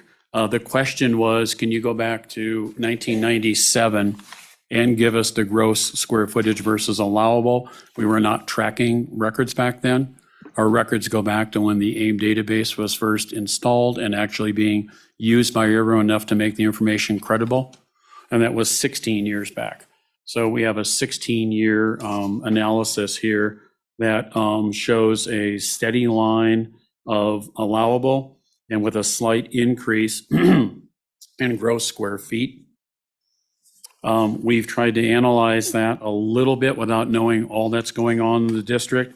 And I would say that when you go back and look at when it first started to go up in 2016, 17, I can surmise, I can't prove, but I can surmise that a lot of the 2-3 billion on the street and building the new facilities, that we have not in fact taken those old facilities down yet, either at the request of the district, because they're still using some parts of them, or we just haven't moved into the assessments of demolition. So we're carrying more square footage than what we have had in the past.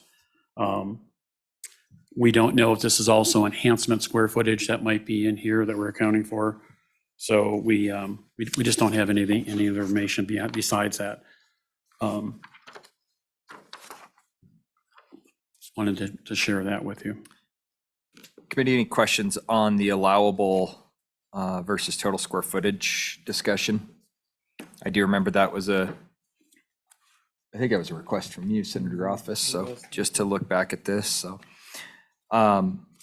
I guess as I look at this, one of the things that I think maybe the committee ought to consider here is potentially looking at for next interim here is to kind of go back and determine whether or not our formulaic disbursement for funds is the right way to do this. If we've got 44 out of the 48 districts that are over their allowable square footage and getting the lesser of those two, it kind of seems to me that we might have a little bit of a broken system. So it might be worth us looking at that a little deeper next interim. But Jerry, I think that all has, that's all I have. And then what I had.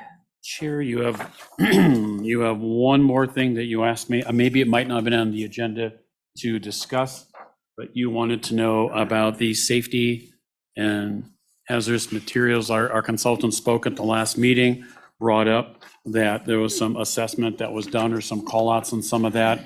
And I believe it might have been Senator Rothfuss that said you'd like to see that information. Senator Rothfuss apparently has more time than the rest of us to dig through more and more information here, so. Yeah, And I do believe it was him. probably. I don't remember the conversation. I'm sitting here Okay. trying to pick through my brain, but All right. Well then, sir, so that concludes what I've been asked to come before you and present. So the only thing that I see that we didn't touch on is the relationship between component projects and the FCA and the 2023 school district facility plans. At least I think that's in Yes, tab 5, yes. if I remember right. And I think just again, Mr. with Chairman, it's page Sure. 58 of your packet. page 58, thank you. And I think it's just incredibly important, again, with the incredible amount of new members on this committee. I expect that they've read it, hoping that they read it, but in case they have not read it, an executive summary would be beneficial to explain. And I actually remember this one was Senator Office. This was definitely him. So, and how this all correlates to the FCI. I am looking for page 58. I think I took it out and moved it. It does go 58, 59, just for your. Okay, thank you. And the topic is regarding component? Yeah, it's the component relations and how that correlates into the timeline of the FCI. Thank you. So, Mr. Chair, in looking at the and thank you, sir. Mine's here somewhere. So what we put together on page 58, and looking at the correlation, is the component funding that was comprised this year was a response to select committee members bringing up in the past, many districts, that we are trying to listen to, and then even joint appropriations members that say, I don't understand component. It looks a lot like major maintenance. I see the same district having $1.5 million HVAC project in each. It's not in statute. Where did this come from? So in the research, it was something that our department put together, a director or two before me, and it was trying to address those who had an inability to pay. The concept was if you get $500,000 of major maintenance money in a biennium and you have a $1.5 million roof, you're never going to get there. You're going to have to save 6 years and the roof won't cost 1.5 anymore. So that, and I've looked at it, it was rolled out that way. And that's how it was functioning. And then somehow, and I don't know where, and I can't speak to it, a lot of districts were in that pot who could in fact fund a project in totality, $1.5 million. And so it went into that path. And so what we have done is put together on page 59 a way, and to me, this is a starting place. We haven't had time to talk with the districts, but a starting place on who has the least ability to fund. Now that we have a forecast mechanism, and that's really what it is, it's a resource, the way this was put together with forecasting. Now that we have a resource to forecast what districts who are either spending their major maintenance money or partly spending their major maintenance money, they still can't catch up to what the forecast says is coming for your district. And so we devised a formula where we said, what do you have in your account? I think it was on June 30 of this year. And what does the forecast say your need is in the 5-year and the 10-year? And we have just a little example there that we put on page 59 on how we calculate this. And so if you look at the example there, this Davis Middle School old electrical infrastructure, there's a deficiency of 306% in the ability to fund their need. And what we did when we looked at all of the districts on their major maintenance, we have found districts that have a 400 to, I believe Uinta was the highest at 800% inability to fund their major maintenance when you look at it from a forecasting standpoint. When I call these districts and speak to them and I share this with them, I can hear on the phone, they're like we don't know this, but this is the thing that we're trying to quantify and we're looking at right here. So the component methodology, if you will, and I'm open for suggestions on a different way, but this was to take care of the districts who are actually spending their money, and then the districts who have the least ability to fund their forecasted need. And that's what's being said in page 58, 59, and I stand for any questions. Yes. Representative Larson? Thank you. And so, Director Vincent, I think if I'm hearing you right, there's kind of a two-pronged concern here. One is we have some districts that just don't generate by the formula enough major maintenance to take care of replacing equipment, systems or whatever. And so we want to be able to make sure that they have a mechanism that they use the capacity that they do have and have the ability then to request additional funds so that we don't have further deterioration of the facility. But yet also attached to that is we're expecting, as you evaluate that, you would expect that a school that does have the major maintenance funds is taking care of major maintenance and don't come in and ask for additional funds when they still have major maintenance funds that they could expand. Mr. Chair, that's exactly correct. And it's a system that plays better at the small districts, but that doesn't mean that a larger district can't be in here. Because again, it's on a forecasted need. If they come in and a district says, I know I have 10 million there, but it's supposed to take care of 35 schools, and your forecast says I have 8 million at one school alone, you may be in this formula process, right? But by and large, the first thing it does is who's spending and who has the inability to take care of their need. So we think it's equitable. I've already seen in some of the work that we've put together, there are medium and larger districts, but they are not where these districts are from a percent standpoint. These ones are the ones who are the most at risk of not being able to take care of their facilities.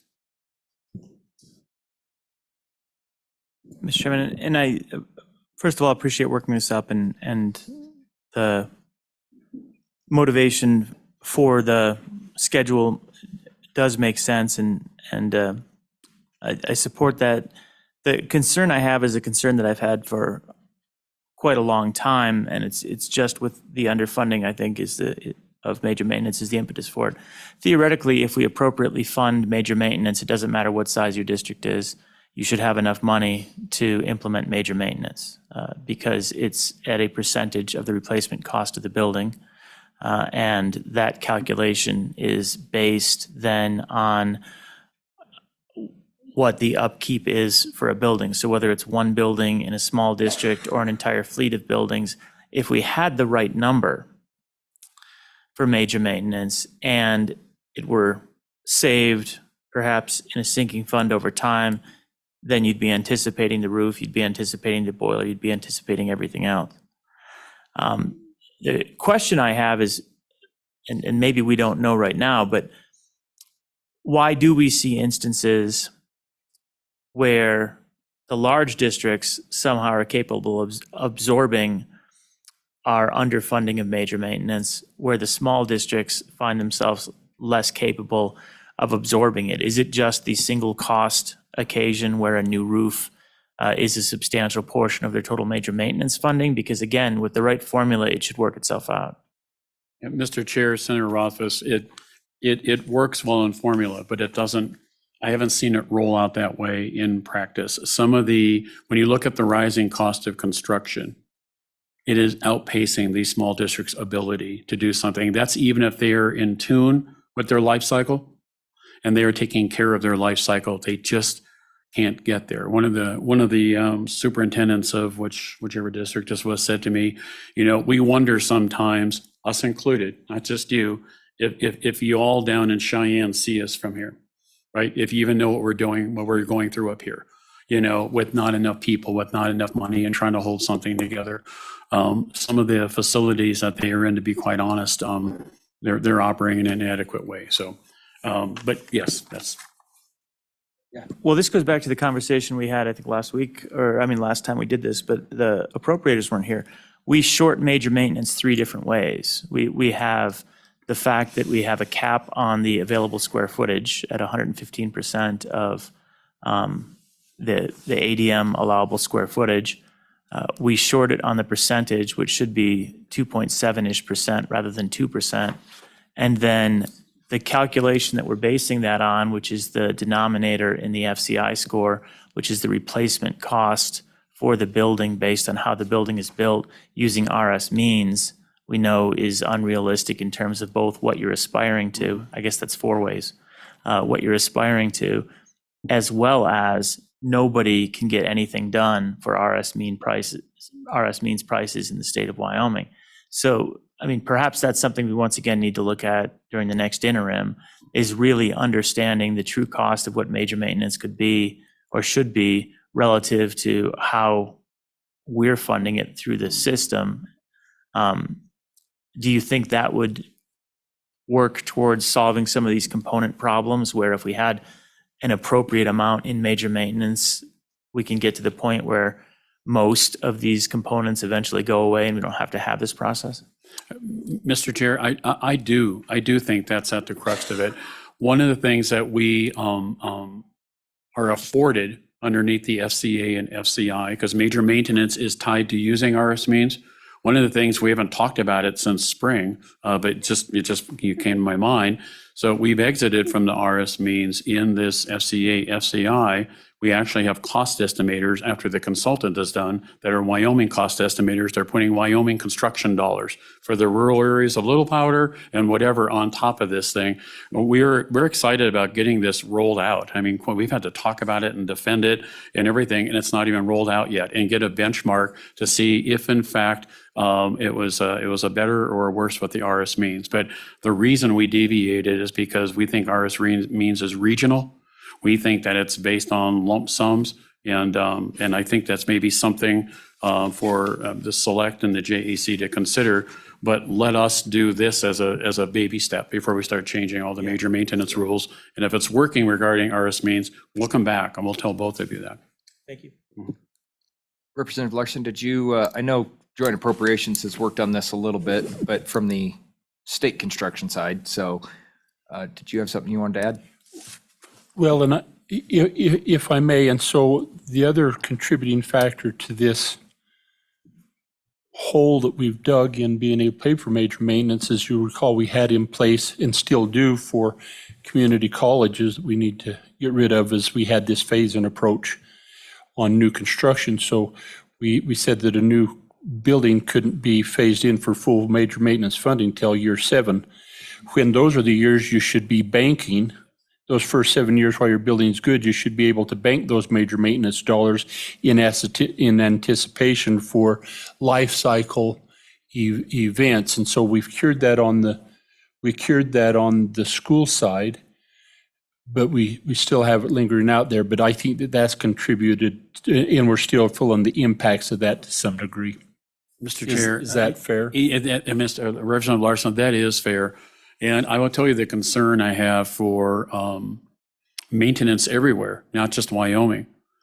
It is going to cost more to maintain a school that we have built in the last 10 years from the 30 years prior. Everything on them is electronic. Everything is tied into some sort of a computer.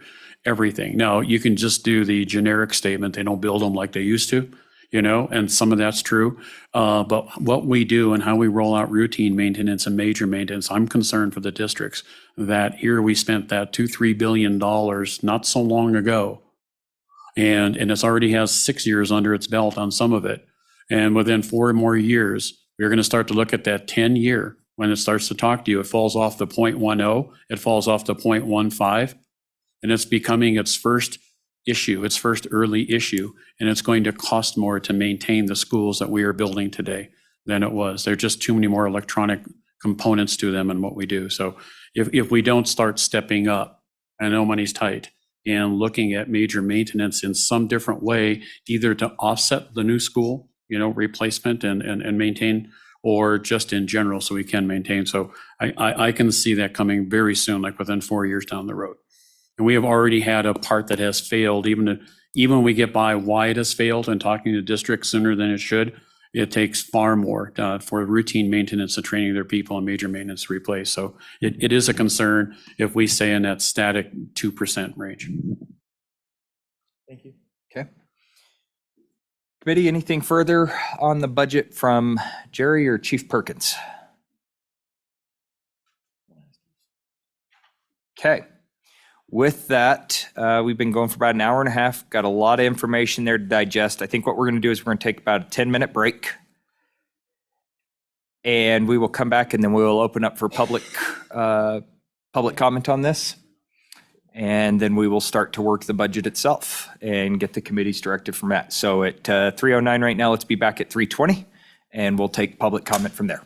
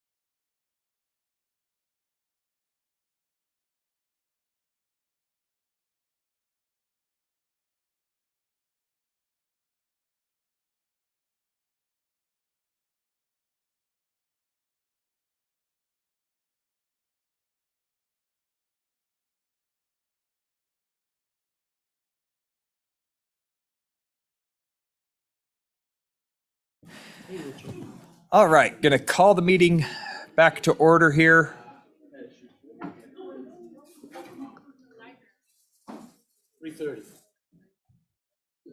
Senator Hicks and Representative Storr, if we can get you guys to join us. I appreciate that so much. You have no idea, but we don't have a quorum without you. So please, please, please.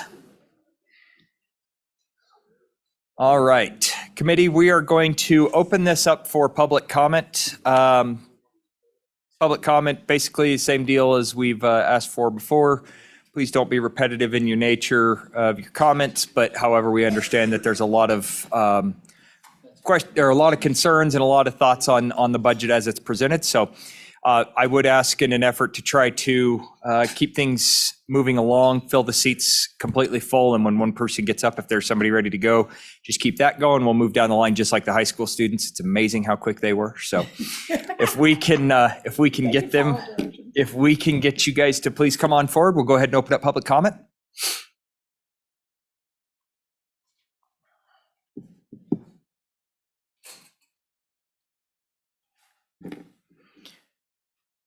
And just for the record, if you'll please introduce yourselves first and last name, and also for my edification so I can remember what in the world to call you instead of, hey, dude.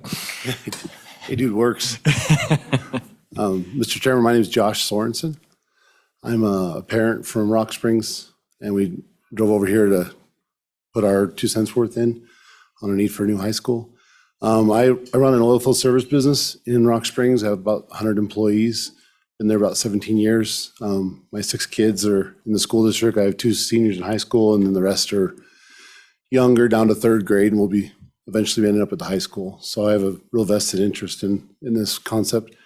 I don't want to repeat anything that was really done by the kids as much, but I just wanted to add to the things I'm most concerned about is the HVAC system. I know that our business, we have to deal with OSHA, and OSHA says that temperature has to be between 66 and 76 degrees for an office building, and we're making our kids go to school a lot worse temperatures than that, or lower temperatures. The plumbing situation, I just found out about that myself. I asked my son, I said, well, what do you do if there's only 1 bathroom at high school? And he says, I just train myself not to go to the bathroom during school. And it's kind of disappointing, but at least he's resourceful. But I graduated from Campbell County High School, so I kind of have a perspective on different schools and what other people need. And I just know that our high school it's just not as functional and not as good. It's on too small a property. It's only 17 acres, and my understanding is we should have 40 acres for a high school, so we're just way off on that. And I know all the property that is owned right at this point. So those are my comments. I'd be glad to answer any questions. Committee, any questions for Mr. Sorensen? I just want to say thank you. I appreciate you guys taking 4 hours out of your time to drive over here. And if I would have known that earlier, I probably would have put you on the same bus like with those kids, get you guys out of here. I feel bad for you guys coming clear over here. So thank you for your testimony and thank you for your time. Sir. Mr. Chairman, my name is David Stoffer. I'm also a parent and a business owner in Rock Springs. I was here, first of all, to suggest maybe we get some music and something to liven us up a little bit in here, but it's pretty stale. No, I appreciate the opportunity to speak. I have 2 daughters who have graduated from Rock Springs High School, and I have 2 children who currently attend there. My main point that I would like to make is where our school is situated is a terrible hazard. I am also by profession an insurance agent, and we have more claims happen at Rock Springs High School than anywhere in Rock Springs because of the crowded, too small of a parking lot. It's situated in a community that was never intended to have that many people coming and going. My own daughter, a couple years ago, her vehicle was totaled in an accident right outside of the high school because of the open campus and not having enough room and space for them to eat. kids leave and come and go, and in the wintertime, and because of lots of trees and things that are situated close to the school, it is really hard for those kids to see. Plus, when you put that many teenage drivers all together, it's just a recipe for disaster. The day that her vehicle were totaled, there were, I believe, 11 other accidents in front of the school, on the school that goes, or the road that goes right in front of the school, within a 20-minute time period. So it is a really big hazard, in my opinion. And now we've thrown in a second campus that we're having 15, 16, 17-year-olds drive in the wintertime, 15 minutes across town to go to sometimes they go multiple. My kids go multiple times back and forth. We're not only losing instruction time, but we're putting them at risk.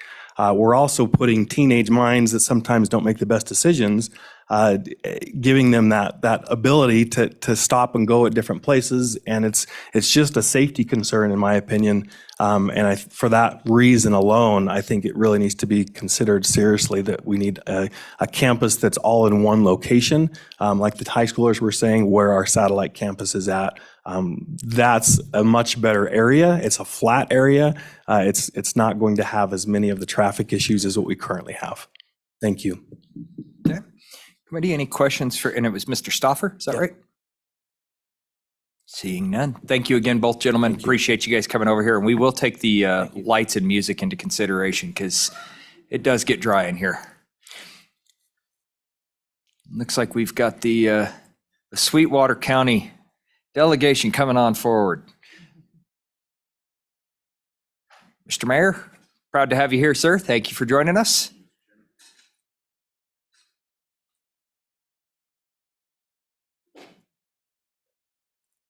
There we go. Chairman Brown, members of the committees. My name is Carol Jellicoe. I now serve as the chair of the Sweetwater County School District No. 1 Board of Trustees in Rock Springs. I'm here to advocate for a replacement high school, full replacement. Rock Springs High School is 53 years old.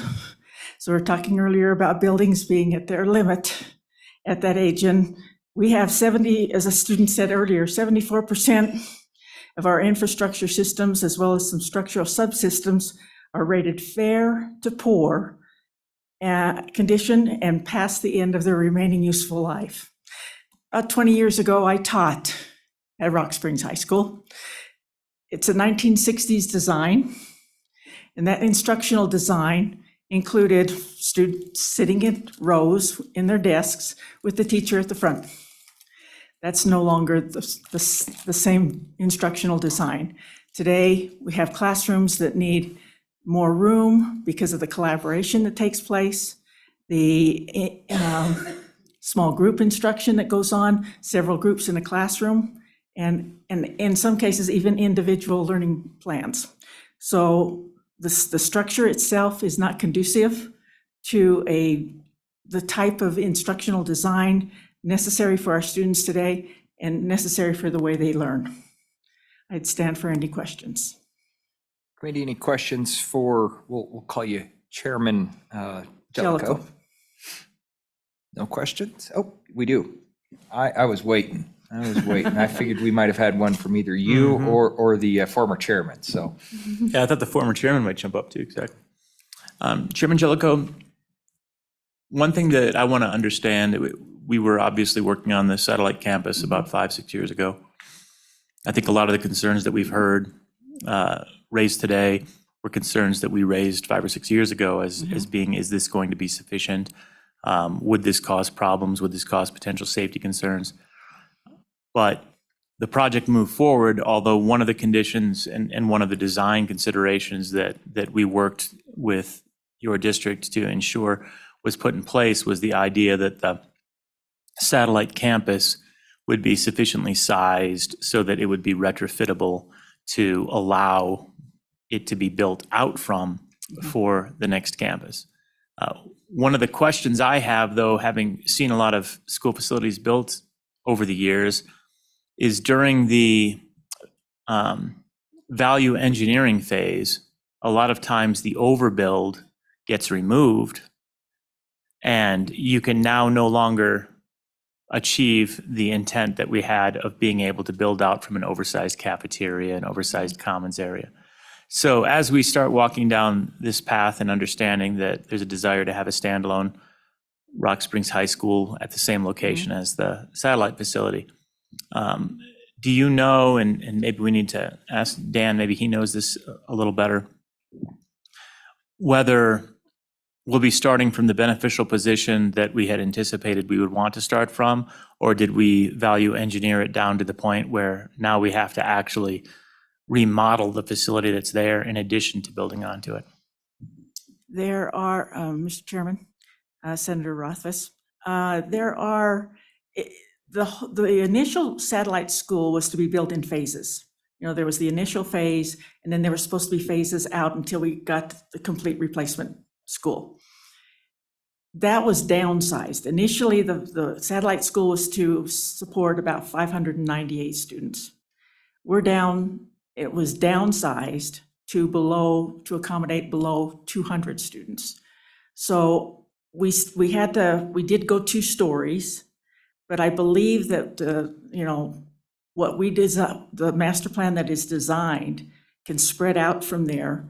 The lunchroom facilities that are in the satellite school now will become the culinary arts with a district-wide kitchen to be added. And so there are some things like that that will progress, but at the same time, we'll be able to utilize the facilities that we do have. Does that answer your question? Yeah, I think it does. So the message that I got was that we won't be starting this from any disadvantage, that the final build was consistent with the build out the multi-phase build out that had been discussed. It can We be did built go upon. to a 2-story kind of thing, so where there are some changes, some minor changes, I believe, that would have to be taken place to the plans. But for the most part, it's all there. Okay, thank you.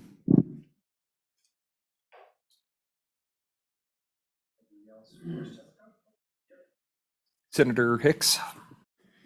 Yeah, Mr. Chairman, thank you for coming today. Unfortunately, we're always in a position that we have a lot of information that sometimes that you guys don't have. And so when we make our decisions, I just want to walk you through some of the decision-making things that we have to go through. So I'm just sitting here going through the list of every school building that we have within the state of Wyoming. It's a pretty extensive list. It's every one. And by the standards of 1960, I'd say that's probably a mid-age building within the state of Wyoming. By no means is it old. I'm sitting here and looking at Washakie 2, 1927. Laramie 1, Clawson Elementary School, 1939. Wheatland Junior High School, 1927. Pioneer Academy in Fremont, 25, 1949. Douglas EWC Building Annex, 1935. Harding Elementary School here in Laramie, 1945.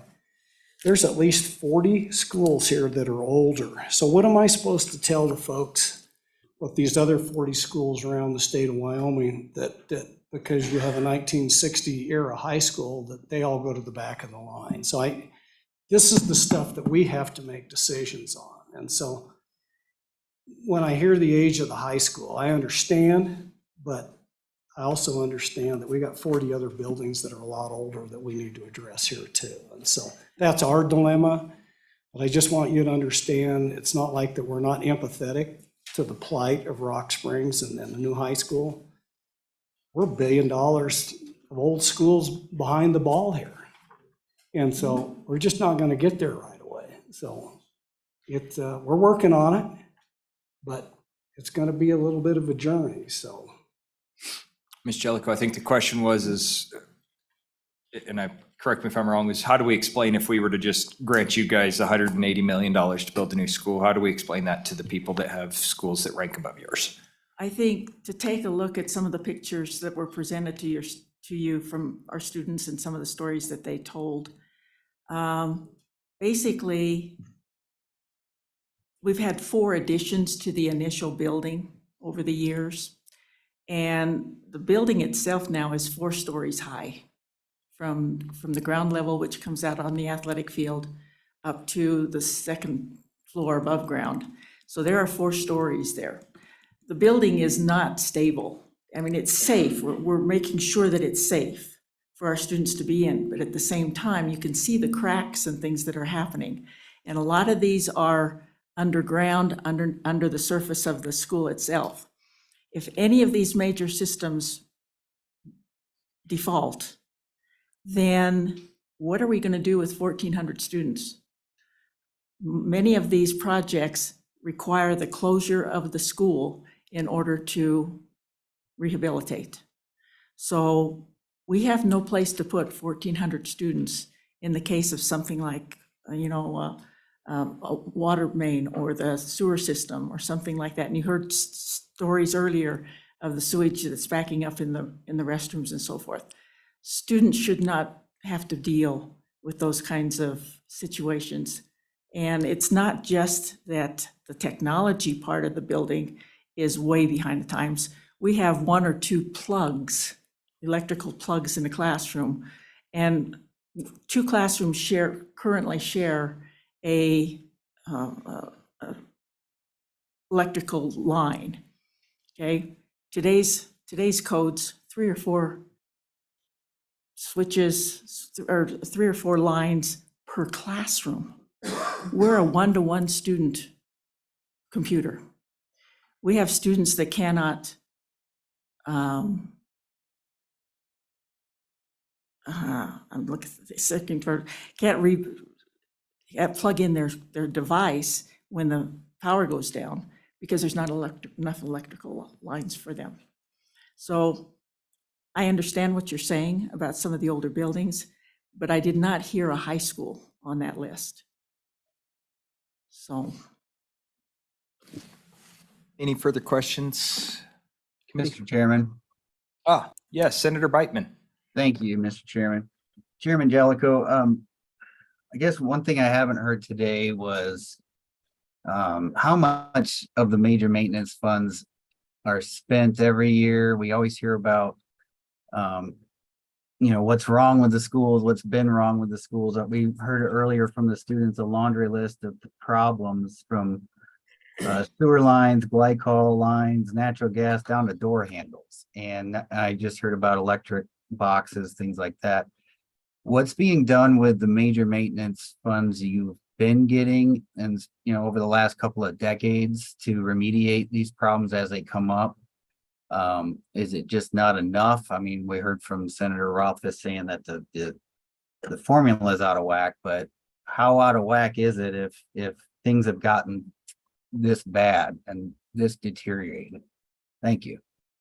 We have. Chairman Jellicoe, please. Mr. Chairman, we have used our major maintenance primarily on the high school for a lot of the things that have had to be worked on there. On the other hand, we have 20 other buildings in the district that also need maintenance on them. So we can't dedicate all of the money, although the majority of it is currently going to the high school. It's just that the problems that are presented, again, it's not on a stable the ground that it's on is sliding, and so it's creating cracks in the foundations. It's creating cracks in the walls and the various parts of the building, and it's the students, as they said, it's not ADA compatible. 4 stories is almost impossible for a need student to navigate. And so it restricts what they can do as far as the classes that they can take. So we're using the major maintenance money, but again, it's not enough to keep all of the buildings in the district to a satisfactory level. Okay, I do have a question. I guess a couple of them. First and foremost, I'm guessing that you guys were probably squirming in your seats there as the kids were talking, and some of the information that was provided there seems to, as powerful as it was, had it been 100% accurate, would have probably been a different story. One of the biggest things is that it's overcapacity. Can you guys speak to the capacity discussion? Because I literally was just talking to Senator Rothfuss here. I'm looking at the capacity list as presented. I've got the top 100 schools, and then I've got my other list over here that actually goes through the remaining 270 others. It's not in the top 100 for capacity, but I heard that from basically every single student up here. Can you talk, maybe just give me a little bit of information on that? Well, this building, as I understand it, was designed for 1,000 students. When it opened in 1971, there were 675 students there. And so that's where it came from. Our issues now are with 1,400 students. And the projections that we're getting over the next several years, and Mayor Mickelson can probably address more of that too, we're expecting significant growth. What are we going to do with those students? We have one, it's the one high school in the area, and what are we going to do with those students? And I guess, so maybe I'll just, this is a good discussion, because I think it's also important for the committee to understand where we're sitting at, and definitely with the appropriator sitting here. Just with 3 high schools that we have potentially facing us over the course of the next 5 to 10 years. We've got one in this community, Rock Springs, and one up in Campbell County. And with those 3 schools alone, we're probably looking at, I would venture to guess, probably closer to $600 million in capital construction that we have to come up with. And so it starts to beg the question of, number one, where do we find $600 million? That's just those 3 schools, right? But if we take a look and we focus just strictly here on Rock Springs, I did find it here. It's number 151, and your guys' projected, your capacity shows 1777, and it shows your projected enrollment is at 1042. Now, we'll take into consideration anything that you guys have here, but again, when we're making and basing our discussion off of who gets what, how we're going to allocate the resources of the state, the finite resources out of the state, where we're going to put them, I certainly sympathize with the pictures and everything else. And I'll be honest with you, I saw that up in Campbell County, see that in multiple other schools in this community alone.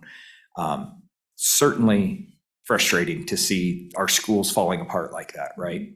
But what we have to work with is the facts, and the heartstrings get tugged at a lot. And so I guess I would just question, and the mayor bring up the idea of enrollment as well, because I think there's going to be a lot of stuff moving in on the western side of the state that's probably not captured in this, and I recognize that. So I'll let you guys kind of answer my concerns there all at once if you'd like.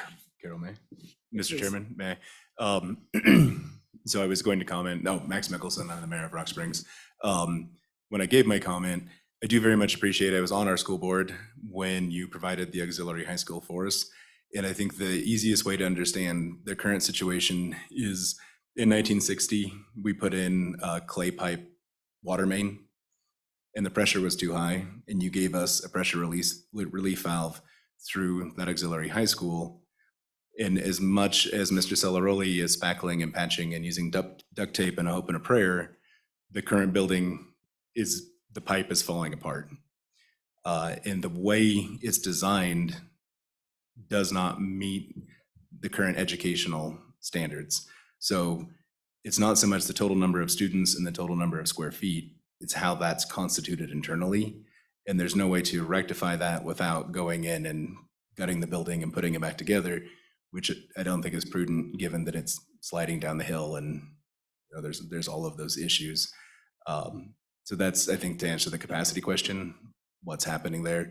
And my concern with the amount of industrial development that's occurring in our corner of the state, let's say the projections are wildly exaggerated and we end up with 600 new families in Rock Springs, they're going to bring in, 700-800 kids.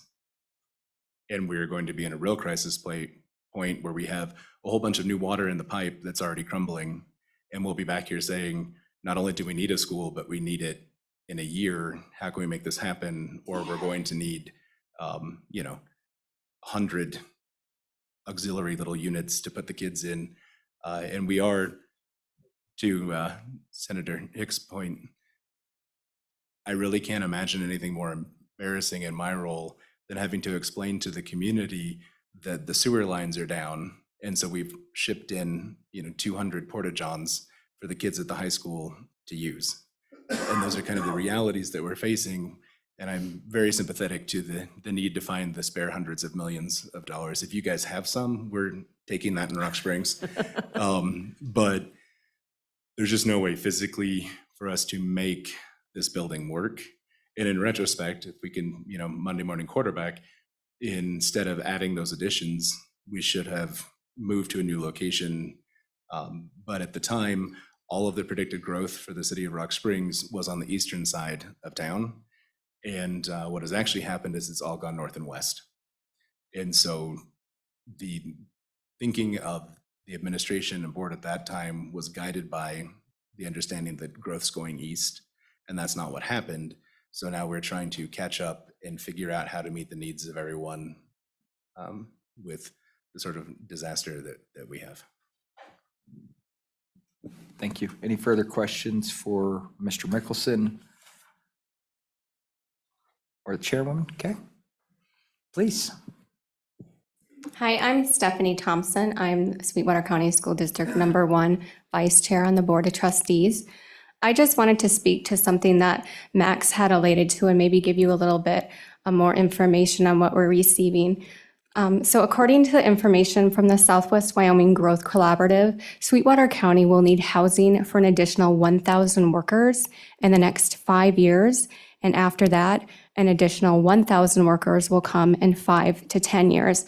So if you put that into perspective, if even half of those workers bring their families with them, what are we going to do with those kids?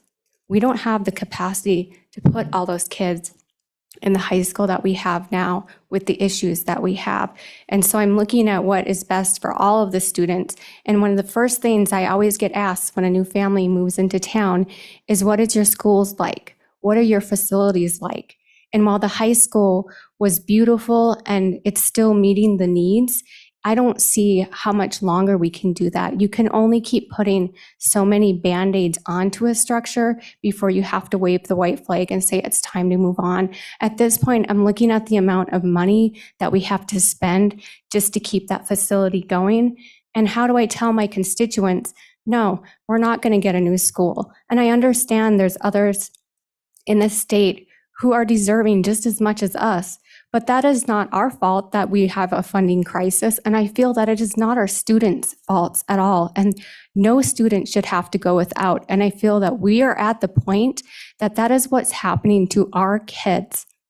So I also wanted to give you some more information just so you have a kind of an idea of where we're getting the information from. So the Sweetwater Economic Development Coalition and the Southwest Wyoming Manufacturing Partnership, they're actually working together knowing that this growth is coming to try to address the housing issue. So they're already doing their part. And that's why we're here today as a district to try to do our part. When that influx of students comes, we honestly do not know where we're going to put them. We've looked at all the options and I don't know what else to do. Our community, we have been patient. We have done 3 Mercers already. We have been here several times asking for a new high school. And each time we come, it just gets more desperate because we do know what we're facing. And it's to the point where I don't know what we're going to do if we don't have funding locked in. So we have a plan to move forward. The phasing that Carol was talking about earlier, that was kind of going to be our hope. And when that project got cut back, don't get me wrong, we're so grateful to have that school because that has taken some pressure off of the high school. But that kind of set us back because that was supposed to help us carry us through until we could find more funding for the remainder of the phases. So as you can see, it's kind of just built up over time to where I feel like we're desperate now. It's not that the school wasn't great. It's not that we're not trying everything we can to do to keep that school going. It's just how much money do you want us to spend on a facility that we know eventually we're going to have to build something new? I'll take any questions. It was Thompson, is that right? Yes. Last name? I couldn't read my own handwriting. Sorry about It's that. okay. Any questions for Ms. Thompson? Saying none. Okay, thank you guys. Oh, yes, Mr. Chairman, Mickelson. Thank you. I just wanted to share a sort of personal story. I live 3 blocks from the high school, and I have a freshman, and she has so far this year walked to school 3 times, and every single time I make her text me to let me know that she got there and that she was not hit, because the amount of congestion is, I mean, it is like 5 o'clock traffic in LA on a little 2-lane residential road where there is no room for expansion. And the auxiliary school, for all of the benefits that it has brought us, has also created some issues.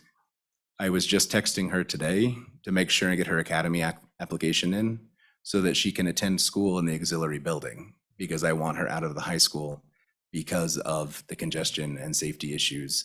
And that is not a good way to function as a community. So thank you for letting me share that. Yes, Representative Larson. So I'm curious with that comment, so the administration doesn't have the capacity to have traffic control, and they would let the kids be at risk on streets or sidewalks without having traffic control. Is that what we're saying here? Or why are we letting that happen? They make attempts, and I think the kindest way to say it is you can lead a horse to water, but you can't make him drink. We don't have the resources in the police department. We are currently understaffed by 14 sworn officers to provide and pay for someone to be there twice a day. And it would take more than one officer to accomplish that. The district every morning and every afternoon hauls out signage and puts up lanes and tries to direct people. But when you have hundreds of 15 and 16 and 17-year-olds driving, not to mention often their parents who are in a hurry trying to get to work and do those things, those remedies are ignored. And it is just an unfortunate reality that the high school is hemmed in on one side by the UP and on the other side by a residential neighborhood that is one of the oldest neighborhoods in Rock Springs. I live in the fun part of town where roads just stop and then several blocks later start up again.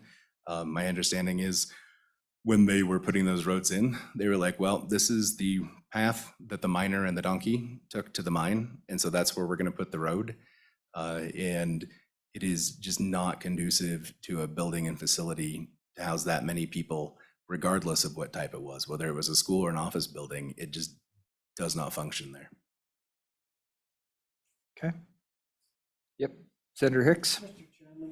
Just real quick, when you talk about this booming population, and I don't know what projections and what they're using to analysis, but I'm sitting here looking at the U.S. Census Bureau, and since 2000, Rock Springs has lost between 400 and 500 people within the city limits.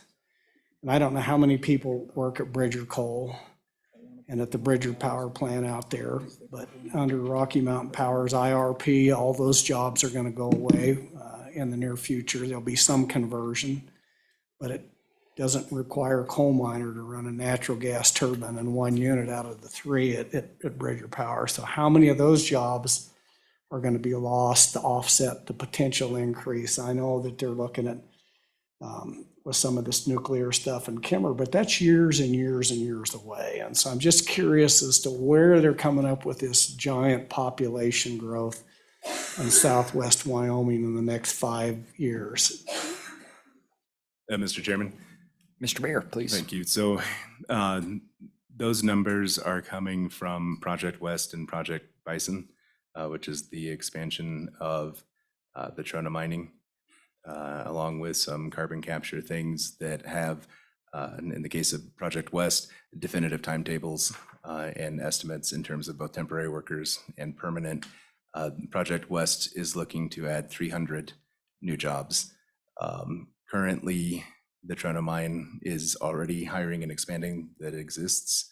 And if you look at the housing trends in Rock Springs over the last couple of years, I'm not sure where those 500 people that have left us lived, but they weren't living in houses, because we routinely will have fewer than 25 houses for sale. And one of our big challenges as a city is figuring out how to encourage developers to put in affordable and starter housing. And that's a whole separate issue unless you have a bunch of land you want to give us. And the reality is, it's very difficult to predict what will happen in the future, and I applaud the district for being proactive and trying to address what would otherwise be a real crisis were we not to have that capacity and need it. But I've read enough Craig reports and then seen what happens to the budget to know that it's very difficult to tell what happens 6 months from now, much less 5 to 10 years. Thank you. Thank you, Mr. Mayor. Did you have Senator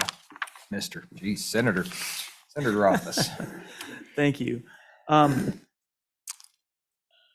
Ms. Jellicoe, and I don't know whether you can easily answer this or whether we need Dan to answer this, but we've got $8.25 million in the budget for a component that's going to existing Sweetwater or Rock Springs High School.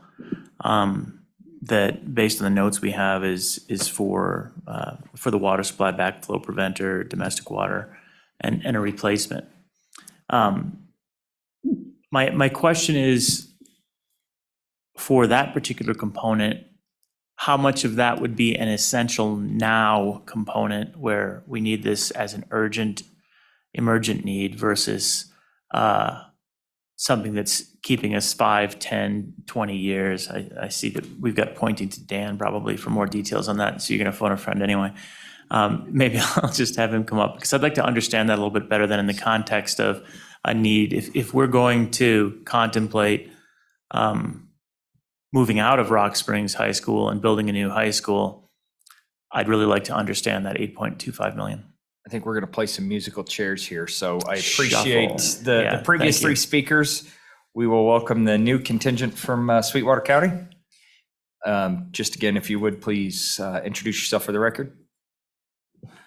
Dan Celarelli, Director of Facilities, Sweetwater County School District 1.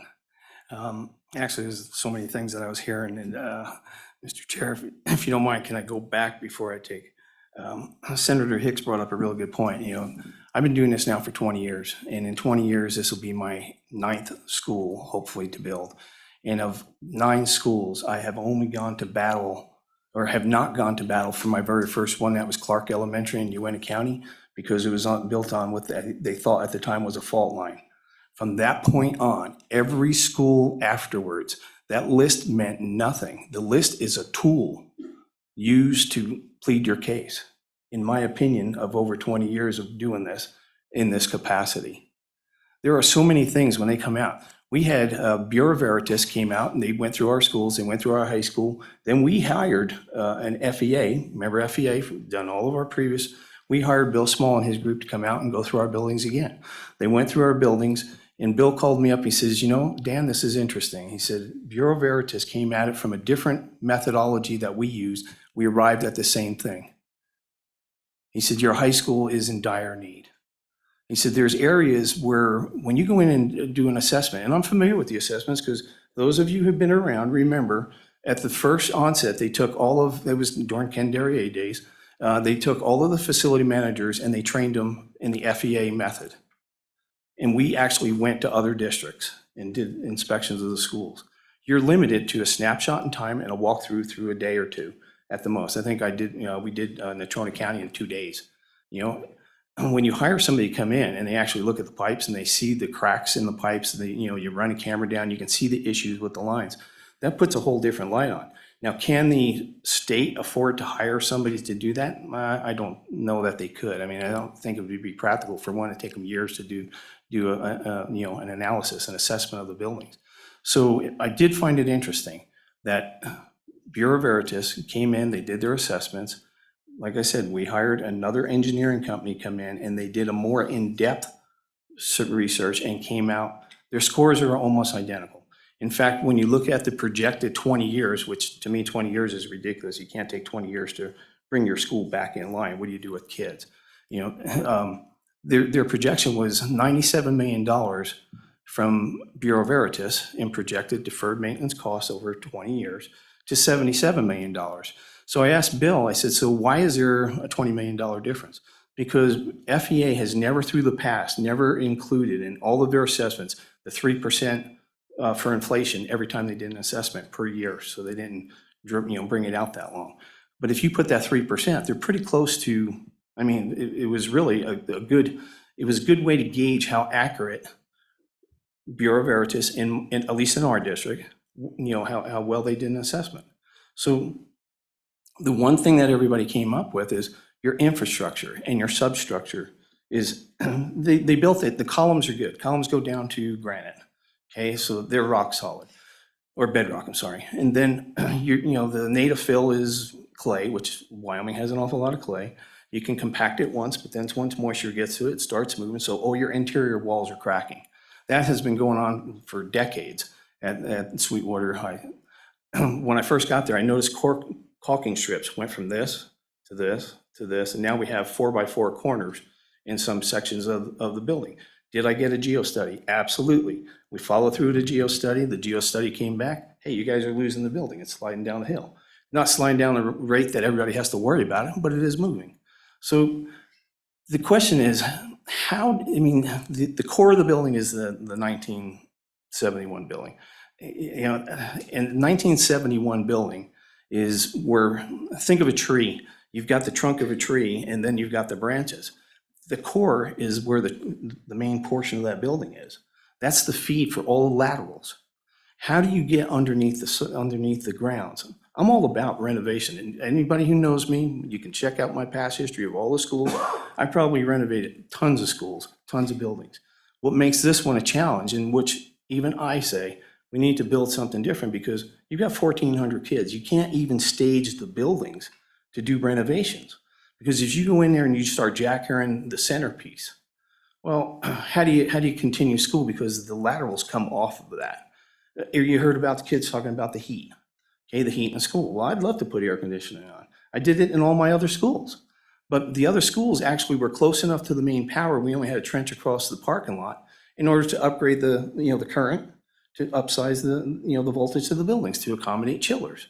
I can't do that at the high school, because when they added on some of the main structures for the laterals and for the amps, for the current draw for the new panels and stuff, is under the building. So it makes it very, very difficult. Now, we don't have the room. You can't put modulars up. You can't put modulars for 1,400 kids. I mean, so, where would you put the modulars? So we looked at, okay, can we put them out to satellite? Then, as you brought up, the modulars don't account for gyms. What do you do for gyms? The high school is a central kitchen for the entire district. We can't go in there. When I was talking to Lance Johnson, who I've known Lance for many years, and he says, well, Dan, he says, Uena County, they did a renovation of their high school kitchen. Yeah, but that's a warming kitchen. It's not the main kitchen for the entire district. I was there for 10 years. They have a central kitchen. Our central kitchen is in the high school. Now, you're correct. When we were talking about the satellite school, okay, we went through the value engineered that thing to death. Originally, we were supposed to get, after we did the presentation of the commission, we got in there and they only, the budget, we were supposed to get 53,000 square feet for the satellite school. They end up VEing it down to 40,000. It's just under 44,000 square feet. It's less than an acre. Okay. But as far as the infrastructure, we ran the infrastructure as far as conduits. It doesn't make sense to pull wires, so we ran the conduits. The conduits are there. The sewer system is there. The stormwater system is there. Everything is laid out in the master plan, which was presented to Select Committee back in 2014. So the entire master plan showed a full build out, and we did do it so that structurally we could add on to the building. But what happened was they VE'd about 10,000 square feet out of the building in order to get into the budget. The building was supposed to be, if you look out the north side of the media center, you could see the north side. It was supposed to be classrooms there. They said, well, we're not going to pay to put footings and foundations, so we're going to give you a second story on the south side. Well, okay, but the building, the land is still there. We've always owned the land. We've had the land since 2008, after the MGT study said that this building is not sufficient. It's not adequate for what you guys are trying to do. So we've been down this road many times. We try to take care of things, in-house. We don't come to this committee on a regular basis. I used to attend up until COVID every single, committee. But then construction goes on and you get busy. You're taking care of business. One of the other, someone else had talked about, are you using your major maintenance? I get roughly close to $4 million. Last year alone, I spent $2.8 million on the high school, and I still have 40 other buildings, or 20 other buildings. I always say 40 because we have teacherages and I'm allowed to use 10%. And by state statute, I'm only allowed to use 10%, provided my long-range plan to the state shows that I'm taking care of the facilities. It's not a given, right? So we spent over $2 million, almost $3 million on one school last year. So far in the summer, just from July 1st to now, with district's money, I have a work order system that we use religiously. Everyone has to account for their time. We count for materials. Just from July to the end of September, district funds, $480,000. Major maintenance funds, well over $1 million. So we're not just using major maintenance money, we're using district funds on this building. As far as, I told you about the infrastructure, when the kids smell sewer gas, the pipes are so old, they clog up. I mean, they're just years of mineral deposits. You can go in there, you can try to roto-rooter, but sometimes that creates other issues with cracking. You can try to do epoxy. I mean, I've been doing this a long time. I started construction. In fact, I had to do a resume here for some reason. And I've been doing construction since I was 15 years old. I know a little bit about what my field is. I'm not a touchy-feely guy. I don't come up here and talk about capacity and, all these other things. But these are the facts. If you guys have any questions, I'd be more than happy to answer them. I've got, what 5-year costs are, $46 million in 5 years. That's a long time to displace kids. So while I agree with you, and I wouldn't want your job, we have a need here in Rock Springs. And I honestly don't know how to take care of it without displacing 1,400, almost 1,500 kids. I'll stand for any questions. Dan, thank you. Senator Office? Thank you. So Dan, specifically on the component ask of the $8.25 million, can you walk us through what that looks like and kind of what the timeline for need is on that? And I'm contemplating it from the standpoint of a consideration of if the ask is to replace the high school, how much of this $8.25 million do we need? It might be all of it. I recognize that. Yeah, Mr. Chair, Senator Office. In all honesty, while I really do appreciate my project manager and Jerry and John going the bat for that $2 million. Honestly, I would rather use that money for finishing the design of my building, because that $8 million will still require me to do something drastic in that school. I mean, we're talking replacing a backflow preventer in the water line that is attached to it. I mean, it's not a summer project. It could be if that's all you were doing, switching out a valve, you go down the vault, and take them out. But you're talking about replacing lines with it as well. I mean, how do I go into my CTE areas and jackhammer, lines? How do I continue down the hall of the 85, or the 77, edition, and continue down to where it needs to go into the boiler room, which is in the 71 edition? I mean, it's a major undertaking, and honestly, I love doing this work. I really do. It's when they ask me, what's your hobby? My work is my hobby. I've got other things, but I love what I do. And I try to be honest with people. And while I would absolutely love, because I got to do something, I think I would rather take the $8 million and finish up my design. Committee, any further questions for Dan? Okay. Superintendent, please. Good afternoon. My name is Kelly McGovern. I am the superintendent of Sweetwater No. 1 in Rock Springs. For sake of your time and respect for your time, I just want to add to and not repeat any of the testimony that has been provided for today. But there was a question that Senator Hicks had mentioned, and I know that he serves part of Sweetwater County and some other counties, but his question really was about, what do we say to these other districts about why Sweetwater 1? Why do you need a replacement high school? And truthfully, without repeating, I can think of 3 things. I could share with you all the different Mercers that we've had. We've had 3. We've been here several times before. In fact, some of you, when we were advocating for the satellite school, you were here serving on that committee, and we were sharing our case with you. And the question at that time was, what students are going to be in that building? And we told you at that time when we testified that those kids were self-selected, and they were students that participated in the academies. Well, I'm here also to let you know that we did exactly what we testified that we would do, but we exceeded that. Because that building, what we're sitting over there, is a scaled-down version of the satellite school. So we did the different Mercers. We were supposed to have 598 students, then it went down to 198. Well, I am very happy to say that the students that we serve in there is about 400 kids, and it's through flexible scheduling. And what we do is the kids go to school in the morning, and then the other group will go to job shadowing or internships in the afternoon, and then we vice versa with the other academy that's in there. So we did exactly what we promised this legislature that we would do, what we promised our constituents back home on what we would do. But here's the problem. So back in 2007, we've referenced a study, MGT, and what they came clear back then was they said that building is impossible to supervise.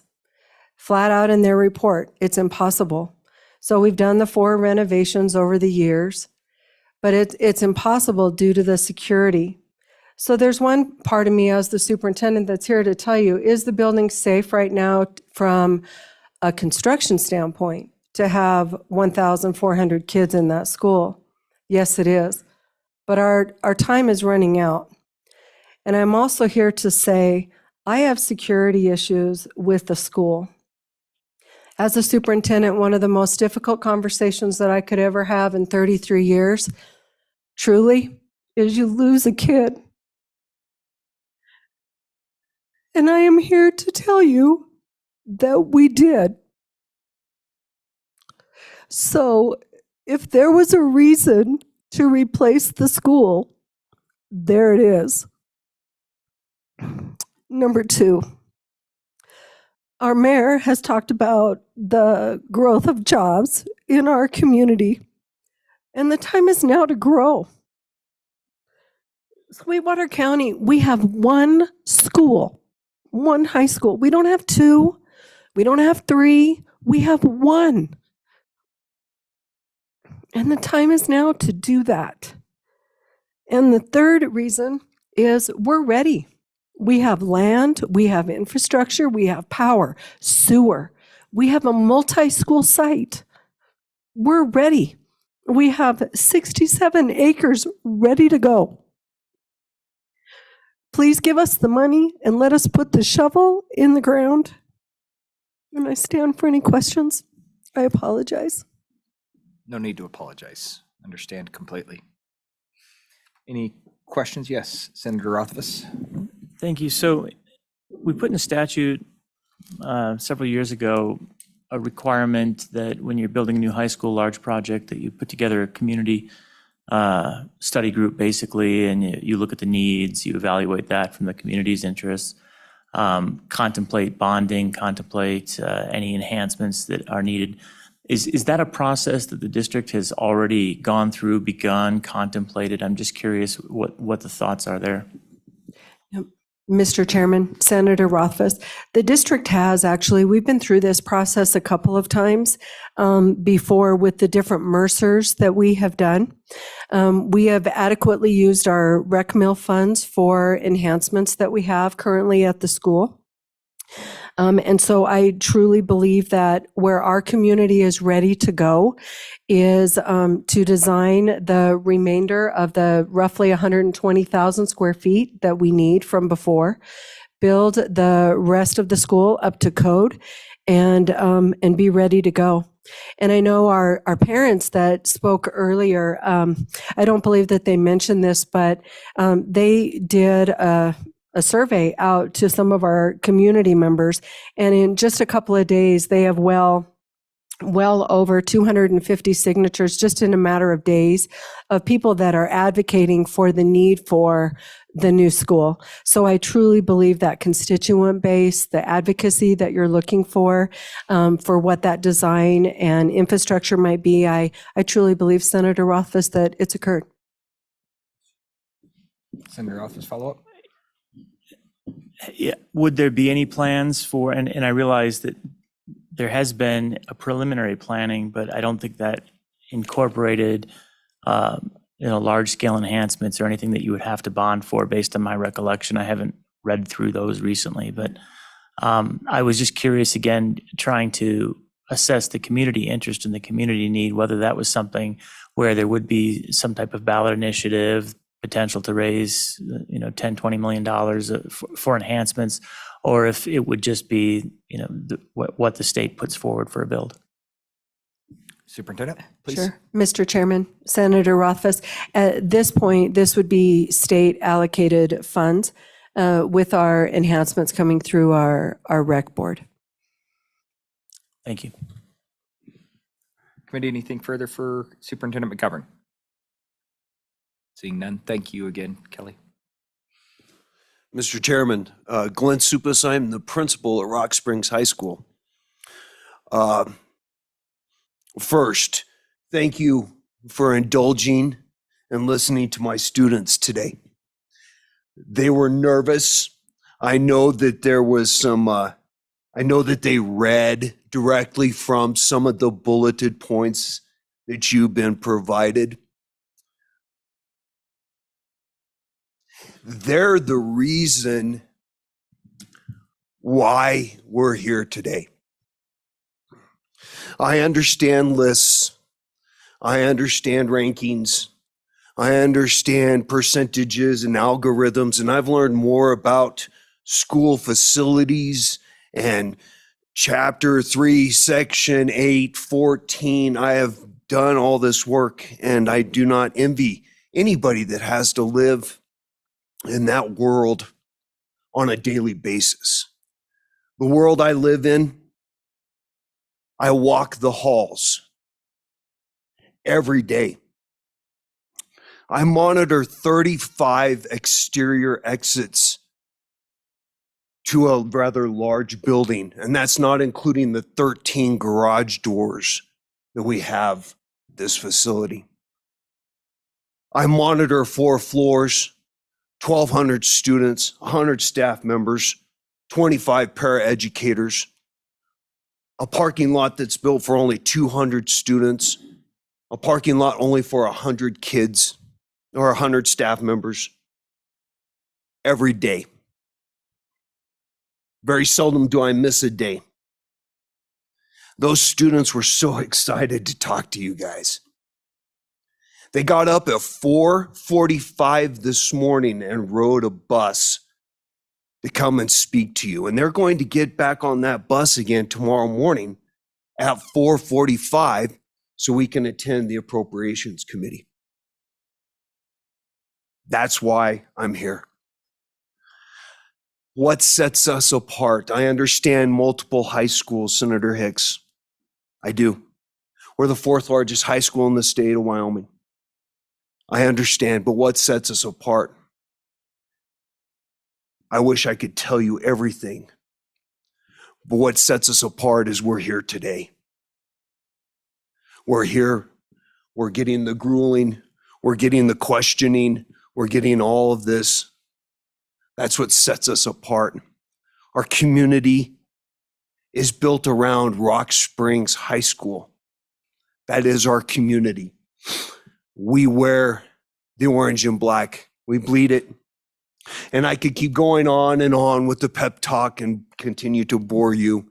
But what I can tell you is this. What sets us apart is I've got 1,400 students that could use a new building, a building that's not falling apart, a building that would allow for them to feel pride in their school. We just had parent-teacher conferences, and had several parents come in, and they know exactly where their students' classes are because they went to school there. And probably the hardest thing for me to hear is nothing has changed since I've been here. And if there is a change, they notice the fact we put new carpet in. So I come to you today as a principal. I lose sleep every night over the security of the students. Yes, we lost a student because of the situation that we're in. I lose sleep over trying to facilitate to these students. But you saw them here today. Please bear that in mind. And I stand for questions. Committee, any questions for Principal? And how'd you say your last name? Supis. That was not what I wrote down, so I'm glad I asked. Started with an S, but you would have been, yeah. And then since Representative Harshman's not on, I feel like I have to ask, this is a reimbursable bus trip, correct? Mr. Chairman, yes, it is. We took the time to explore the state capitol while we were here today. We definitely went on a mini tour. You would be surprised how many of our students don't make it over to this side. And this was the first time that several of those students had even been in this building. So we capitalized on that, absolutely. Happy to hear that. Thank you so much. Mr. Chair? Yes, Dan? I would like to, like I said, there were so many things. I know when our students said that about 70% of the controls don't work in the building. I saw the looks of everyone's face.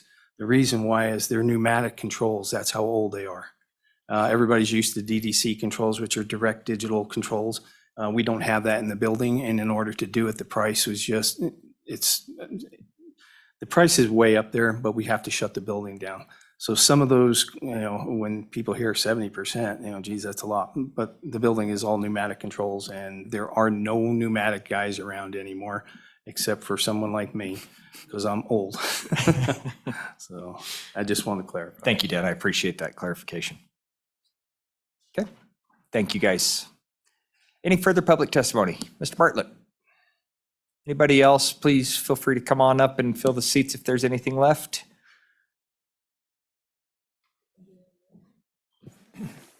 I will have, there will be. Mr. Chair, Dave Bartlett, Campbell County School District. I don't think I brought enough people. But, just a couple things. In talking about Campbell County High School, as you're aware, the district has repeatedly questioned the quality or the validity of the assessment for that particular building. We've been to the SFD, we've talked to the SFC. I know when you all were on Gillette, Superintendent Ayers addressed the concern there. We were asked actually to produce our interpretation of what we believe the score to be by this committee, and we did provide that. Our response, we thought that the score was somewhere in the range of a 0.55, but have not had any feedback, so was not aware if committee had any questions on that. The issue we have is there is no real way to contest a score or question the accuracy of it. And the district does have, as I shared with you, a very in-depth study, a study that took 100 days to conduct on the building, and feel that it does support our position. In looking at statute, Wyoming Statute 2115, 117A1, it does mention that the condition list should be compiled under the Building Systems Condition Reference Guide for building condition. And when we look at that guide, it doesn't appear that our facility was used, or that guide was used for the score. So we're following the rules. We've gone through the Chapter 3, Section 8 process. We are moving forward with that. We are collecting data to show that the building is inadequate and that it's impeding the instruction of our students, and believe we will be in front of the commission in February to present that case. I would agree with the director that staggering, if you're talking 3 large high schools, staggering these projects does make sense. I do recall when Director Cavalier was here and we rolled out several $1 million worth of projects, we actually created our own inflation statewide, and that really did hurt our ability to get projects done at a good price. So we would ask that you allow the process to move forward. Again, we would have most likely contested the score had we had the time or had the avenue. We do currently have an approved Mercer, and currently we are in the process of updating cost analysis and reviewing the recommendation from 3 years ago. So at a minimum, we would ask that you as a body leave the planning and design funding in the current budget while we revisit those steps, which would allow us to move forward in a timely fashion. Just to point out, in 2013, Campbell County High School was 29th on the list, and it had an FCI score of a 0.31. 2016, it was a 0.34, and with the current evaluation, it's dropped to 55 and is a 0.19. During that time, we have committed a little over 14% of our major maintenance dollars annually to the upkeep of Campbell County High School. I share many of the concerns that the folks from Sweetwater do with the conditions of the building. We have a security issue there, and actually, as I toured the building, my principal informed me they have approximately 60 doors that they have to worry about security in the building. So again, we would ask that you allow us to move or keep focus on that project, and I would stand for any questions. Any questions for Mr. Bartlett? Yes, Senator Rothfuss. Just to start, I do appreciate the email from back in August 14th with the analysis that we asked for about what you perceive as being the FCI score. And it's my understanding, and I just wanted to check this, that you effectively emulated the Bureau Veritas approach of so that's the 5-year FCI score. Am I correct in that analysis, your expectation of what systems need to be replaced over the next 5 years? Is that accurate? Mr. Chair, Senator Rothfuss, that is correct. Now, in speaking with the engineering firm that we had update those scores, they did inform us if we were to approach that work right now, due to the lack of workforce in the area, that 5-year would actually stretch out to 7, most likely, just because we don't have the workforce up there. Gotcha, understood. Follow-up? Yeah, Mr. Chairman, one of the points of discussion that we've had, and since you've been looking into this and getting quotes on it, is exactly that, where we use an RS means or other nationally recognized indicator for what is effectively the replacement value, bringing the building up to its original standard. So when this calculation was done for Campbell County High School, was that the same denominator approach where you were rebuilding the existing building back to its original standard, even though we would recognize at this point that might not be a suitable number of square feet and suitable in other ways? Yes. Mr. Chair, Senator Rothfuss, yes, that was based on a facility of 330,000 square feet. Some of our current work as we're revisiting the Mercer would be from a renovation or replacement standpoint, understanding that it would be approximately 240,000 square feet to right size that for the population. Mr. Chairman, that was going to be my next question, so good lead in there. If it were a right-sized building built to current standards of, it looks like 240,000 square feet, I'm just curious how that changes the denominator, because it seems like that would actually increase your FCI score significantly. Oddly enough, you're building a new building that is 2/3 the size, but with better systems. And I honestly don't know how that changes things. So do you have any sense of that, or is that something I should ask you at a future meeting? Mr. Chair, Senator Rothfuss, that is the work we're actually doing now. So ask at a future meeting. Please. But I would tell you, we believe that it could have that same impact on the score as well. So we're doing a deeper dive. Okay, thank you. Committee, any further questions for Mr. Bartlett? Thanks again. Appreciate it. Any further public testimony? Do we have Ms. Mead online? No, we do not. Okay. Anybody else online? I'm going to guess no. No, there's nobody else online, Mr. Okay. Chairman. All right. Committee. We are closing public testimony at this point. We're going to bring it back up here to the dais. JAC members, I appreciate you guys being here. Appreciate the time and the energy you guys expended here. At least just sit here and ask some questions as well. So, but that being said, we're going to close it back up to members of the select committee. Members, it's completely up to you at this point. After speaking with staff, I think we're probably in an okay mood, depending upon where you guys are at and what the committee feels, to move this forward as a recommendation if that's the way you guys feel. The information that you guys would be putting up against would be that tab 8 that I mentioned earlier, and whether or not you guys would like to see, really what it boils down to is the word I'm looking for. Not justification. I'm having a hard time thinking of the word, but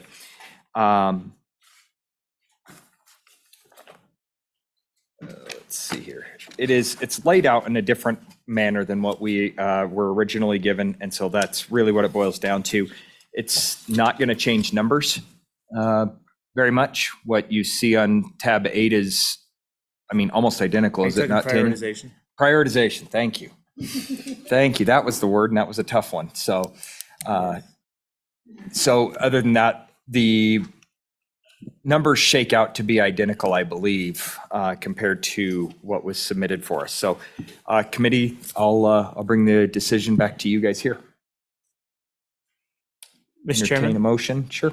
Well, I'd just ask what options do we have? Would an option be to maybe work the bill a little bit, contemplate prioritization, and then come back for a half-day meeting or something along those lines to do nothing other than work the budget? Or would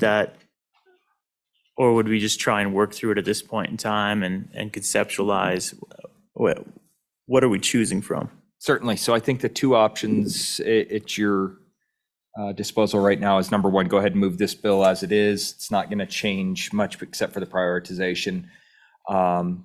We can work the bill as is, make that recommendation, make any amendments that you guys see fit, and adjust that as we move forward. The other option would be to direct staff to redraft a new budget, to come back for probably a half-day meeting, probably within the next month.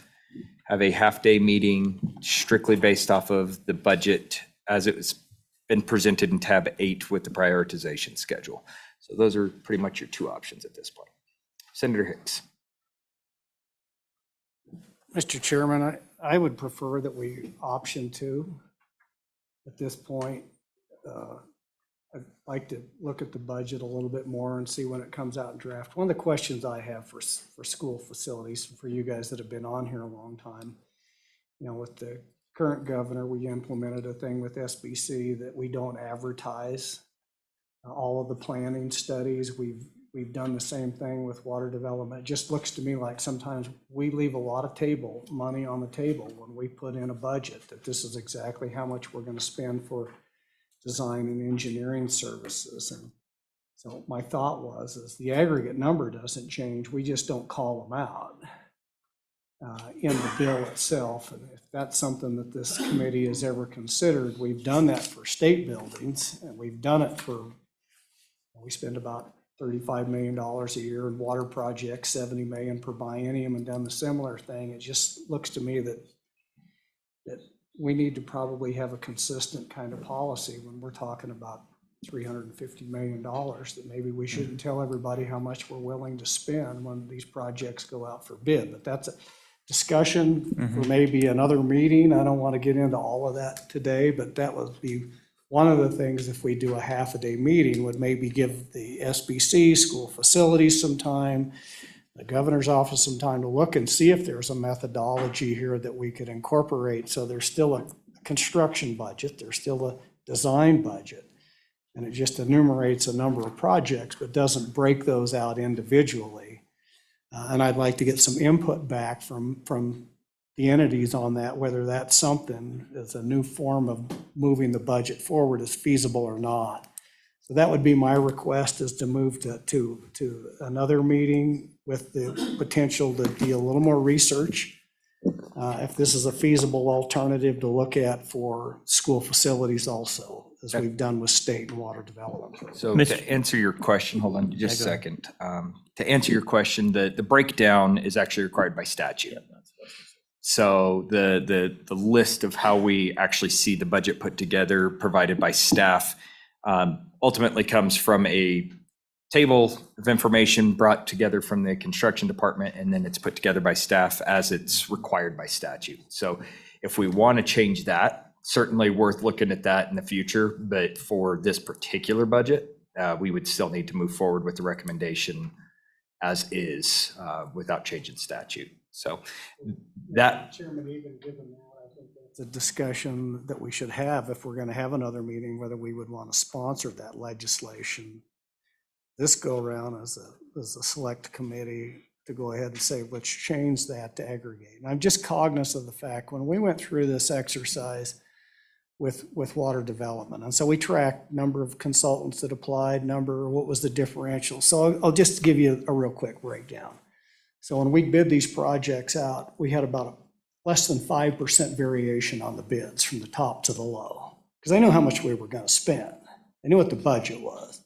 The minute that we quit advertising that, we went to about a 30%, which is a normal construction type process between the high and the low. Consequently, it saved the program significant. And this is probably one of the biggest programs we run as far as, but if we could save 10%, that's 30, 40 million a year. Certainly worth looking at, Senator. I think it's something definitely worth considering and having that discussion. Maybe at another date. We certainly, I would caution against us moving forward with any additional legislation this late in the go round. For staff purposes, I think that it probably puts a pretty heavy onus on them. I think we've also got education coming up next week or the week after, 2 weeks. So to try to cram that in, plus put that in between now and the next 2 weeks or within the next month, I think would be a little bit of a stretch. I definitely think you're right. I think you have a valid point, but maybe something worth looking at for us either in the next interim, or if a personal bill, I would certainly be willing to look at helping you out with that too, because I think it's a worthy cause. But as it lays right now, current statute, the way that we are required to submit this to our appropriators is in this format. That being said, I hear you make the recommendation that we move forward for one more meeting, get a chance to study the budget as it is presented with also tab 8 incorporated. Would you prefer to have the prioritization redrafted so we have that brought forward? Okay, so we have one person with that. Any other thoughts? Mr. Chairman? Senator Office? A couple thoughts. First of all, I think Senator Hicks' idea of trying to find a new way to identify this is a good one.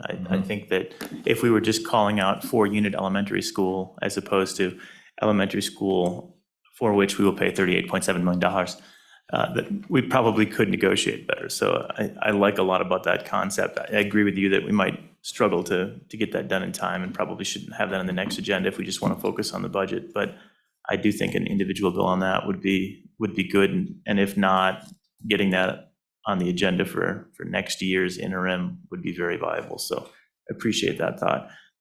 With the process, I'm certainly comfortable with a half-day meeting where we reprioritize or we provide a prioritization approach to this so that it's clear that if somebody wants to knock something out, they understand what that ranking is relative to the importance of it. So I would support that. Happy to come back for another half day.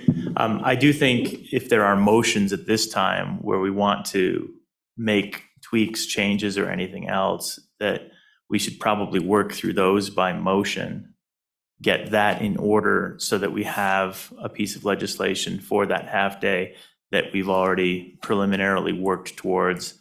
That'll get us, it'll force a lot less on the fly language drafting at that last meeting. So one other thing to consider as we're looking at whether we want to stage another meeting, we are underneath the November 1st statutory deadline to submit our recommendation to JAC. Now that recommendation could be, we need more time, thanks guys. But Representative Larson's telling me he wants it tomorrow. So we do have that. Chairman, I don't think they meet till December.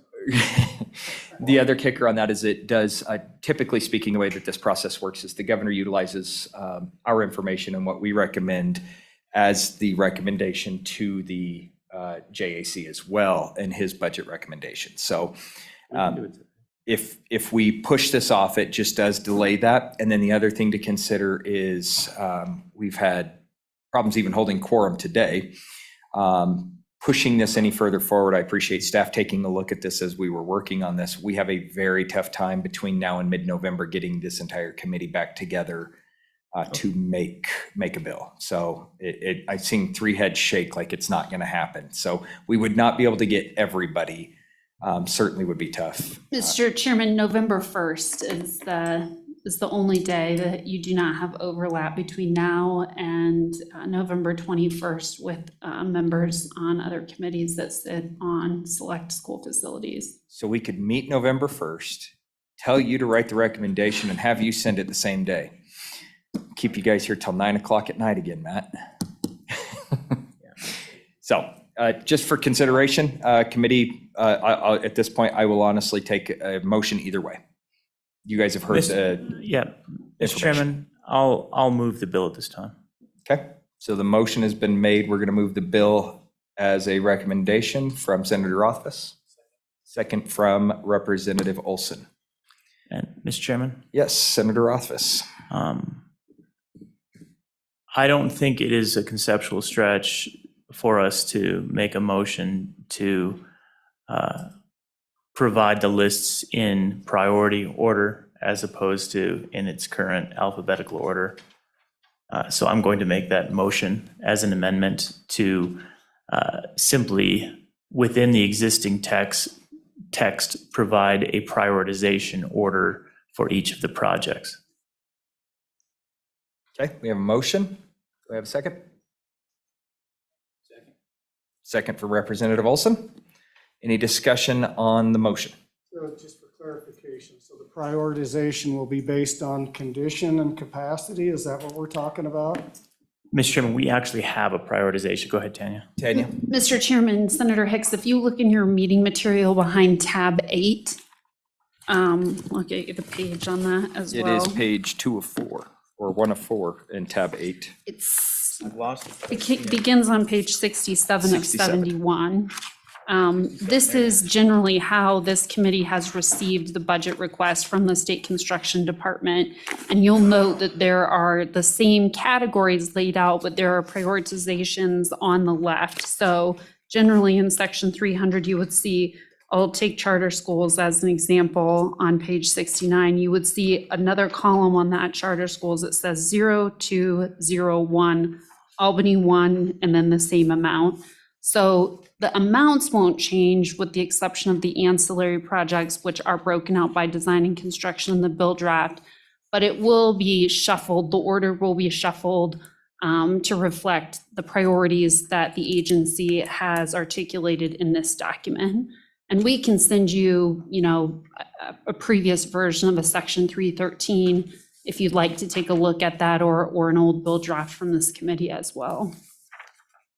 So as I understand the motion, it would include the priorities as it shows up Can currently. you pull your mic a little closer? I guess people out in the. Just, I want to make sure that so the motion would include the priorities as in tab 8 as they are currently shown. Is that correct? That is the motion. All right. Yeah, Mr. Chairman, that is my motion. Thank you. Okay, any further discussion on the motion? All those in favor of the motion, please signify by saying aye. Aye. All those opposed, say no. No. No. Okay, that motion has failed. Okay, any other motions? Let's do a division on that. I heard like a total of 4 votes. Yeah, I tend to agree. Thanks for calling it a division, but Yeah. let's go ahead and with a raise of hands, all those in favor please raise your hand. So I'll have 4 here. All those opposed? 1, 2, 3. Okay, so it actually passes. So Harshman is out. He's not on any longer. Mr. Chairman, the one note I would make is on the ancillary projects. Those are listed in a combination of the design and construction are contained in one line item. And so those I will break out as like, 0, whatever that priority is, 0.01, 0.02. I'll figure out a way to do that correctly. I would say we give the full latitude. Absolutely. To just make this, the way I understood this is to incorporate tab 8. Okay. However LSOCs fit. So legalize that however you need to do that. Committee, any further discussion or any further amendments? Mr. Chairman. Yep, Senator Rothfuss. Thanks, Mr. Chairman. Well, I will see what the committee thinks about the discussion that we had on Sweetwater number 1, and I'll make a motion on page 7,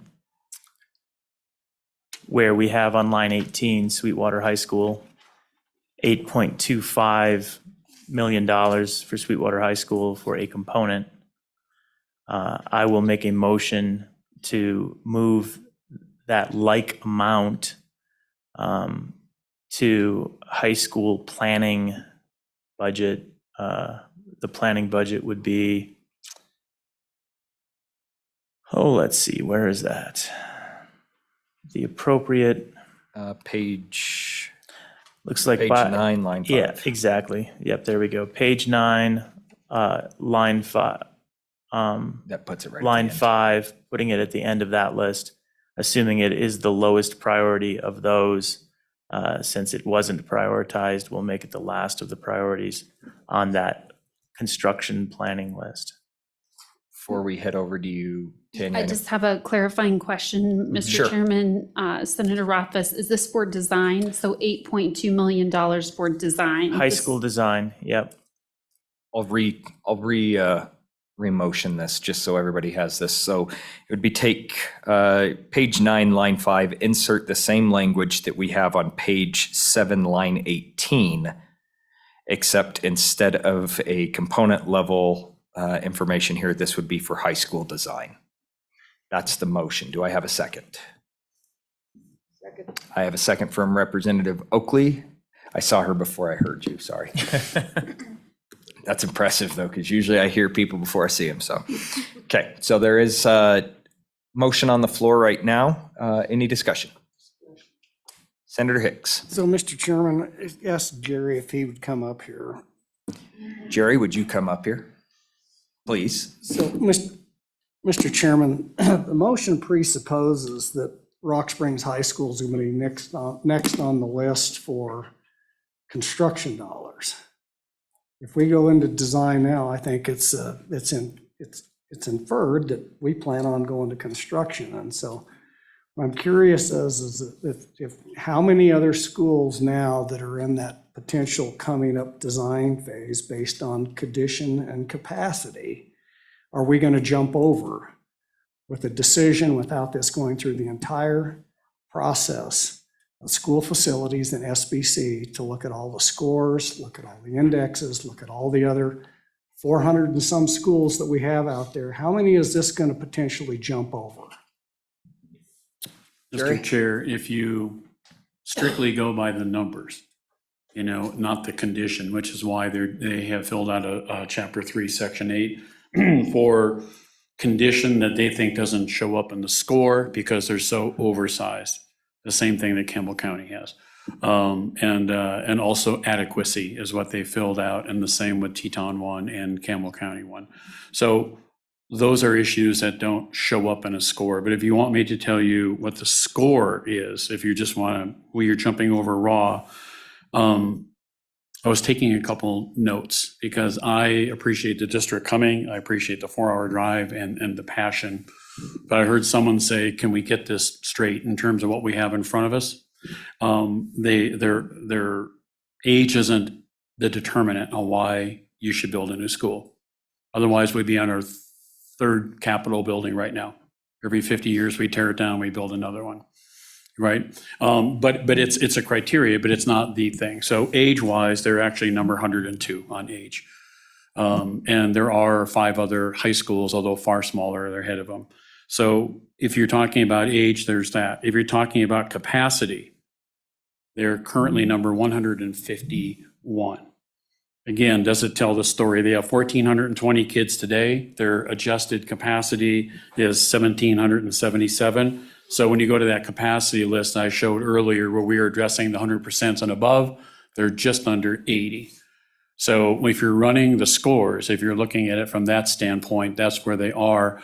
That's why in the new rules, even beyond emergency 3.8, we've place that, that mechanism for them to say, I think I have something that's not showing up in a score and you should know about it. And that's all 3 of these districts. And then on top of that, with the 2 of them that are way oversized, Rock Springs and Campbell County, you notice that we added the CRV thing that says we can look and calculate your number based on what you should get, 250,000 square feet, instead of the 350,000 that you have. And then there would be an adjusted score. And we haven't done this before, and it needs to be signed off and approved through the governor's office and everything. But I think that's part of the 3.8 conversation that we have in the early winter. So those are things, sir, that actually show up in addition to just going by a raw score. I think we've heard a lot in the last couple of meetings that a score is the start of a conversation. But I'm also, Mr. Chair, answering your question, Senator. That helps, but I'm mindful that we went up and toured Campbell County's high school, and it has some similar problems up there, and so I'm really recalcitrant for this committee to just start jumping and moving without knowing the ramifications to all of the other schools that are following the process. So again, I understand the need and understand the reason for the motion. I just think it's injustice to all of those other schools that don't have the ability to come here and plead their case also. Okay, so to answer your question as closely, as directly as I can, I think similar to Jerry's, first and foremost, Campbell County is in here for high school design. That was a Chapter 3, Section 8 that was requested. It was sent through. It is in the budget here in that same section that Senator Rothfuss's motion is here for $7.6 million for high school design. They are number 55 on the list for educational condition. And then if you look at Sweetwater 1, Rock Springs High School is actually number 30. So take that how you will. If you were to look at that just straight across the board on nothing but educational condition, that would put 29 schools that are, well, potentially, but we're going to be doing these other 5, so there'd be 24 other schools that could potentially be jumped in the way that you're looking at that. So any other discussion? Senator Rothfuss? Thanks, Mr. Chairman. One other thought there, and I appreciate that, which I was going to point out that we're looking at addressing Campbell. One of the things that I contemplate is that I've been looking at Rock Springs High School for 10 years on this committee now, and hearing about the remedies that it needs for 10 years. And understanding that phase 1 of a 5-phase process was implemented to address the remedy from 7 or 8 years ago as presented, and we stopped. So at that point in time, it had risen to the point on the list where it was in emergent need, and there was a Band-Aid put on it.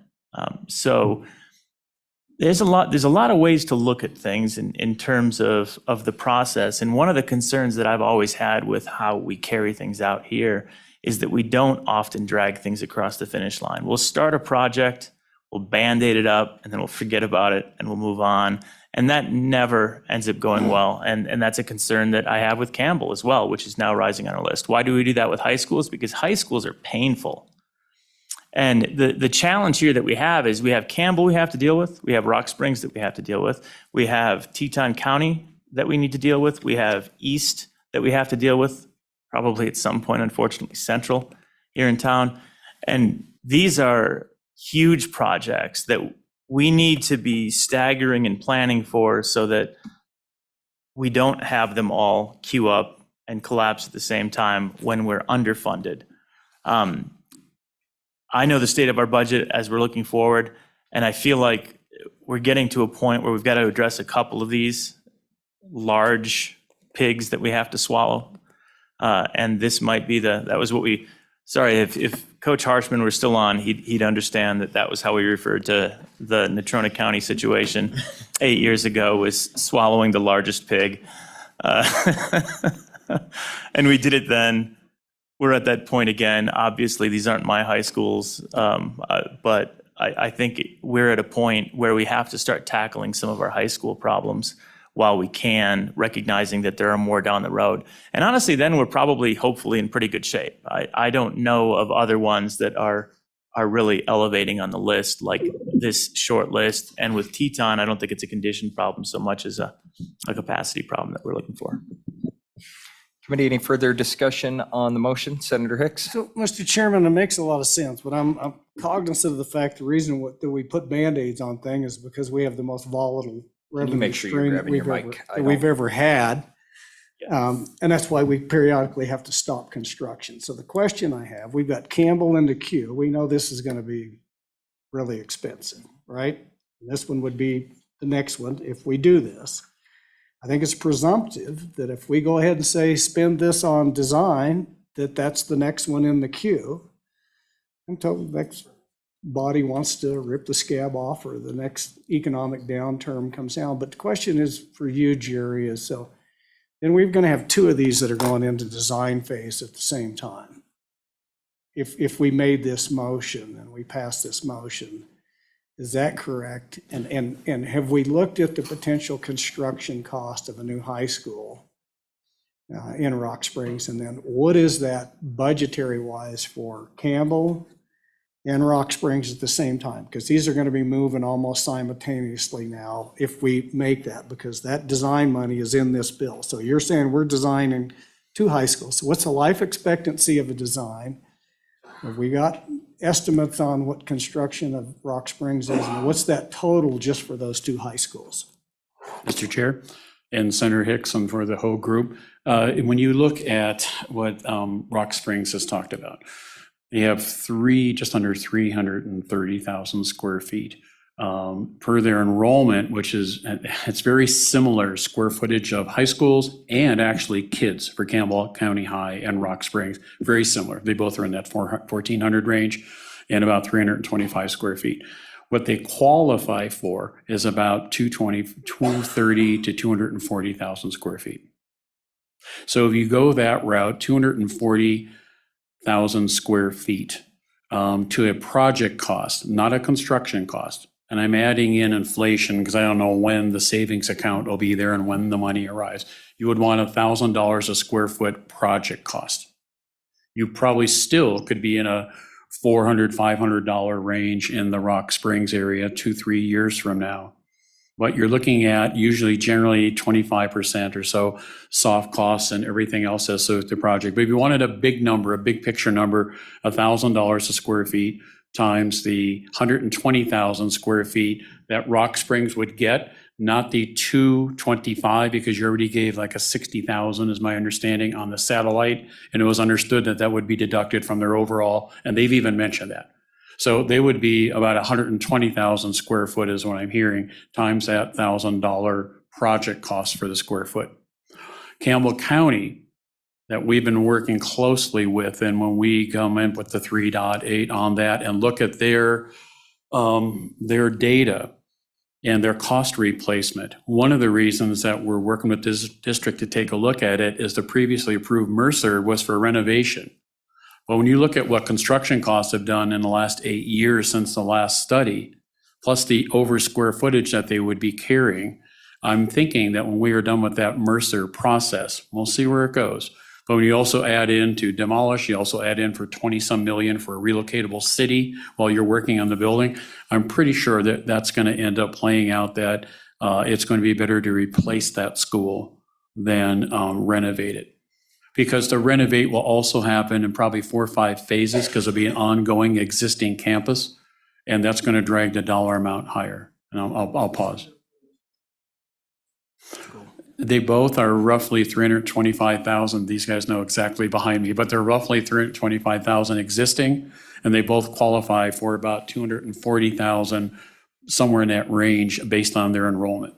Rough back of the napkin here is about 240 million. 350 million total. Right. Yep. So that would be that situation. With Laramie 1, and we will find out there's a high school Mercer to be done as well before we start figuring out what the East Edition looks like, East High School, look at them all so we don't solve one thing and end up saying, you know what, we probably should have looked at the others as well. So a Mercer will be conducted at Laramie 1 for all 3 high schools. But in talking to the district, they believe that in addition, renovation to each makes more sense for where they are at right now. They're not opposed to going into that Mercer study, but that would be the outcome. So if you looked at even one only flags now, the other 2 aren't even close. And the one that flags is on the front end. I don't think that moves forward in a manner and in a dollar amount that is all consuming to us. It's an addition to East High School. And then when you look at Teton 1, they were building the addition out of their own SPET money. So when you look at the renovation of the existing high school to get them the spaces that they believe under advocacy and CTE they need, they started this 2 years ago, and they have told 24 million to all of us.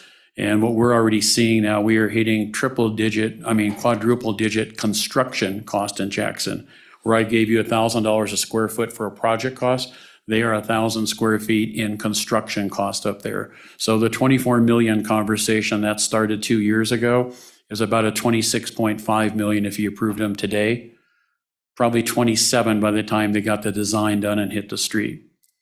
To your other question, Mr. Chair, to the other question, I'm not as worried about the contractor market. We would love to phase those. I'm not as worried about the general contractor market, although very few generals are going to be able to bond a couple $100 million projects and still have Wyoming preference. It's a concern, but for that kind of a price tag, they'll go where it is, and I think they'll be competitive on bids. My concern is that you only have so many large subcontractors who can bond and play at that level, and you're going to impact the subcontractors on the state. And then no matter what happens, if all 3 of these open to bid on the same day, they are all going to suffocate that supply chain. And that's going to be an issue as well. So that's where the stagger start approach is where I was coming up with a design, a comprehensive high school design. If you do it right and you engage your community, I've heard before, $10 billion in 35 years, 2,000 projects, about 60 high schools renovate and new. 18 months with that community if you want to do it right, if you want to listen correctly to what they're saying. And so get someone going on a design and then another one going on a design. But the closest I'll ever come to being a legislator is when I mention in there other considerations, you might want to start a savings account because truly that is, how that looks, and let them get 18 months from the order point that they are approved of design going. It'll just shave 18 months off of a 3-year construction schedule, which is going to save us construction escalation money on the back end. And that was the rationale for it. Senator Hicks, you want to kick this dead horse a little more? Yeah, no. All right. It just is apparent to me, and I think it's a rational thing. It is. We need to phase these in. I mean, you do both these and you do the $360,000. Nobody else is probably, I've looked at the White Rod for School Foundation Program, looking out 3 bienniums, and folks are just telling you without a new revenue source of money, it ain't going to be there in 3 years. And so I do think the phased approach makes we ought to try to get these knocked out every 2 to 3 years. We need to have these keyed up. But right now, I think this is just not ready for prime time. Mr. Chairman?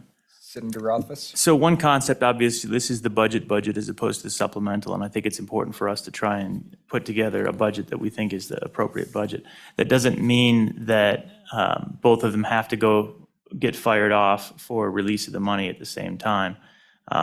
We could release Campbell, for example, immediately, and then for the second half of the budget, we did this in the past. I remember actually having this, I don't remember which projects, but we definitely had in this bill in the past circumstances where we said this is for year one of the budget, so to speak, and this is a project that we're anticipating for year two of the budget. With the timeline that we're talking about, I think that would be an appropriate way to budget for it, but still respect the concerns that you're laying out, Senator, and maybe that would be a solution. I'd be interested in hearing your thoughts about that. Before we go there, I'm getting a hand raised from staff. Matt? Yeah, Mr. Chairman, and I'm just thinking along the lines, if you're meeting November 1st, tomorrow you'll have the Craig release.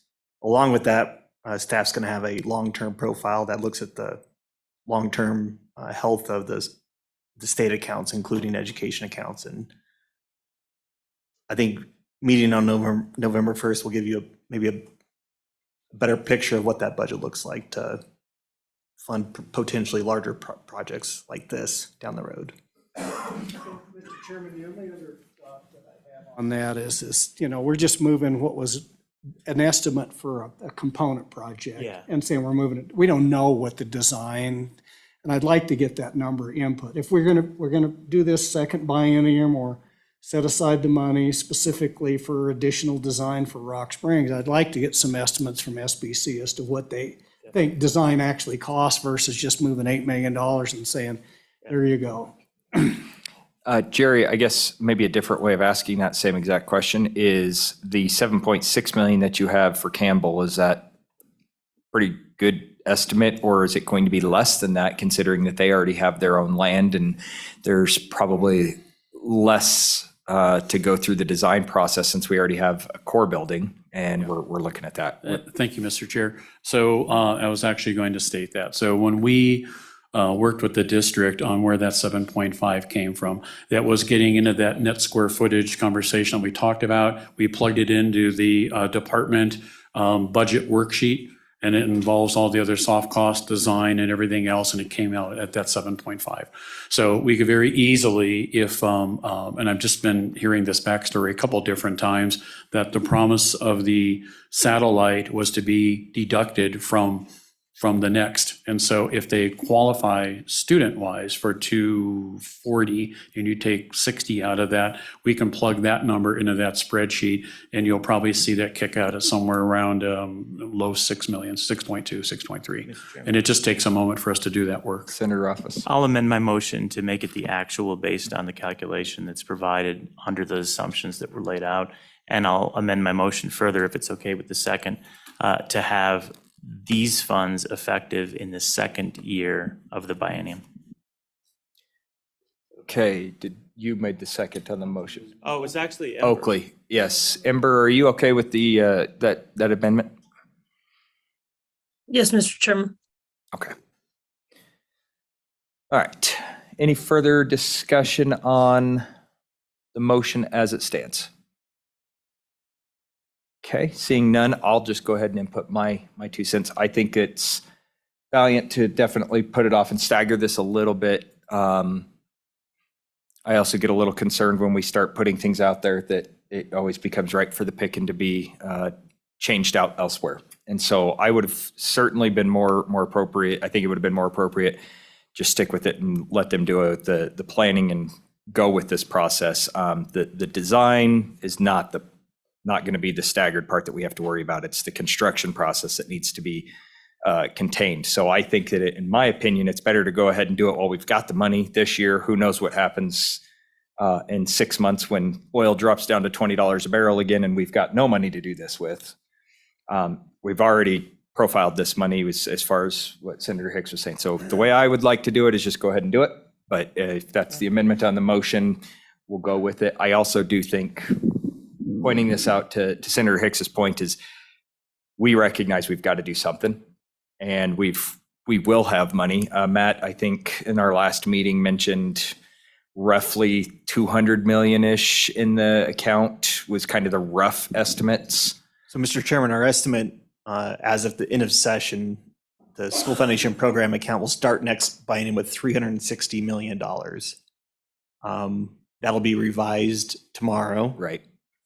I can't speak to what those numbers will be. Get Don on the line right now. And he will say nothing. I'm sworn to secrecy until tomorrow to speak from what those are. I know what they are, I just can't tell you. But I think bigger picture in terms of your school foundation program account, but then also what your property tax relief programs look like will impact the school foundation program, depending on what avenue you go with, or if there's the people's initiative that gets implemented a lot. There's a lot of unknowns on what policy implications have on the school foundation program account. But as we left last session, $360 million was the beginning balance. And Matt, did that include the 95 million that we already appropriated or not? No. Mr. Chairman, it did. And then as we projected. Hold on just a it- second. What do you mean it included? Yeah, I think that's is that the 95 million needs to be deducted from that 360? No, Mr. Chairman, the 95 million is included in that ending balance. It's been expended. Counted. So we Yes. began the biennium with $360 million in the foundation program account, and we ended the biennium with $589.1 million. I will caveat that we presumed a $70 million capital construction budget, not a $165 million capital construction budget. So subtract $90 million, you're at $500 million if you fund this budget. Again, that'll be revised tomorrow. So I think, But under the scenario as you left session, you still had $500 million at your fingertips to whether you want to adopt an ECA for the biennium. The recommendation from the Joint Education Committee was about $68 million. So multiply that by 2 for the biennium. It's $136 million. So off the $500 million, that leaves you 340. 340. So you can do the mental gymnastics on your budget. okay. Mr. Chairman? Yes, Senator Rothfuss? Thank you, Mr. Chairman. Getting back to the first year or second year for the design, honestly, I defer to Senator Hicks. I don't care which way it goes, and it sounds like you'd rather have it up front and not worry about the second year based on your last comment. So No, I think it makes sense to do what the motion was to. Put it go ahead second and- year. Go ahead and make a recommendation, appropriate the money, but it can't be expended until this, because that makes a commitment. The money's there. I just think we need to phase these things. So okay. Yep. Thank you. Committee, any further discussion on the amendment? Seeing none, all those in favor, please signify by saying aye. Aye. Aye. All those opposed, no. Seeing none, that motion passes. Any other from the committee? Any other motions? I do have one, but I will wait. Yes, Matt? Mr. Chairman, we presume that you're going to let us make the technical correction on the component funding to remove that Converse. I was just going to say we need to do, what's the terminology that appropriations uses, is renumber and adjust accordingly or whatever. Yeah, delete and further amend all those, so, okay.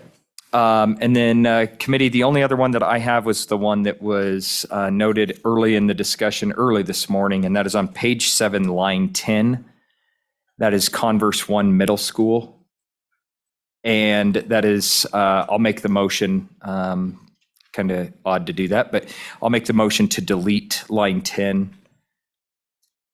Second. Second from Senator Rothfuss. Committee, this was just mentioned by staff as well as backed up by school facilities, state construction, that this was already appropriated. So any further discussion? Seeing none, all those in favor, please say aye. Aye. All those opposed, no. That motion passes. Mr. Chairman? Senator Rothfuss. One last motion, and it can be either as a new paragraph or it can be in the same paragraph. The $3.5 million appropriation to make the purchase on behalf of Natrona County of the portion of land that's owned by another state agency. I would move to amend to incorporate that $3.5 million will be transferred back to the school foundation program following the conclusion of that agreement. And however staff wants to draft that, but staff knows what we're looking for. Okay, motion is on the table. Any second? Seeing none. Does nobody know what that? All right, I can see why Senator Hicks doesn't second it, but everyone else probably should. I'll second. Oh, we got a second from Representative Oakley. Thank you. Thank you, Representative Oakley, for saving the day. Yeah, Mr. Chairman. Yes, Senator Rothfuss discussion. So to clarify, for those that might not be as familiar with it, there's a parcel of land that is owned, I believe, by Game and Fish in the end. Is that where we decided it was owned in the end? I think so. That is a portion of the land under a school in Casper, or a portion of the school in Casper. And it has been a glitch in the ownership process for many years based on its links to the Wyoming School for the Deaf and then a series of transitions. The intent of this portion of the budget is simply to transfer that from ownership by Game and Fish to the school district at zero cost. But we're not allowed to do it at zero cost. So we have to do it at a fair market value. We have to sell it, but there does not seem to be any reason why we would want $3.5 million in my view, perhaps in Senator Hicks's view, but in my view, we would not want to transfer $3.5 million from the school foundation program to Game and Fish to remedy this problem. So that's the nature of the motion. Any further discussion? Senator Hicks, I know you're chomping at the bit over there. Mr. Chairman, in my neck of the woods, good fences make good neighbors. What's mine is mine and what's yours and yours. And the fact is it belongs to a different agency of the state of Wyoming, and those, any receipts derived for property of sales of that should stay with that agency. It's a really dangerous precedent to go down when we start selling state agency lands and then diverting it to other programs for other purposes. So I think it has a lot of negative ramifications long-term to starting that precedent. So just my thoughts. Okay, any further discussion? Jerry, did you have something you need to Mr. add? Chair, yeah, just in case it changes, in case it changes the way LSO writes this up, in December and January, we will get our 2 letter appraisals. It could be 2 million. We have estimated what this is. So to say 3.4, or is it up to, or based on letter appraisal, or whatever, that kind of thing.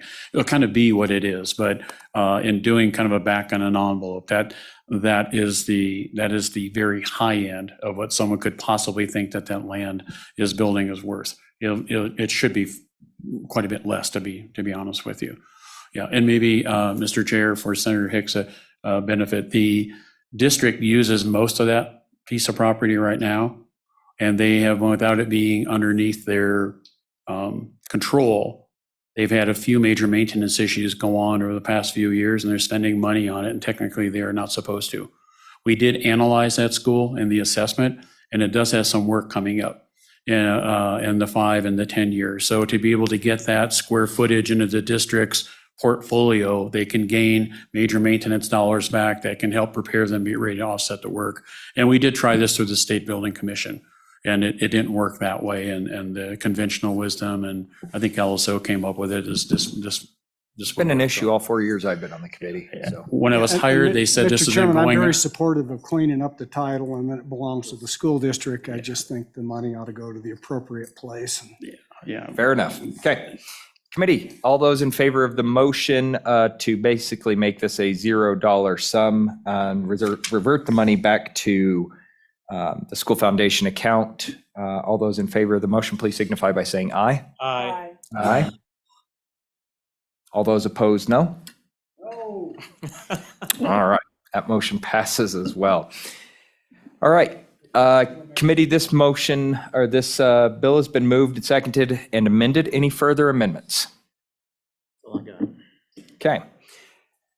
Do we need to do a roll call vote since this is not technically going to be a bill in its own and it's going to be rolled over? Is this just the recommendation as it stands? Mr. Chairman? Senator Rothfuss.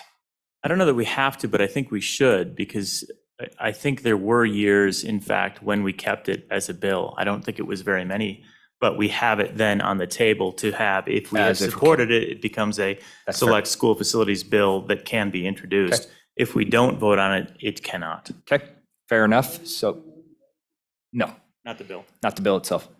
So, all right, with that, Ashley, can we get a roll call on 24 LSO 255 for sponsorship and recommendation to JAC, please?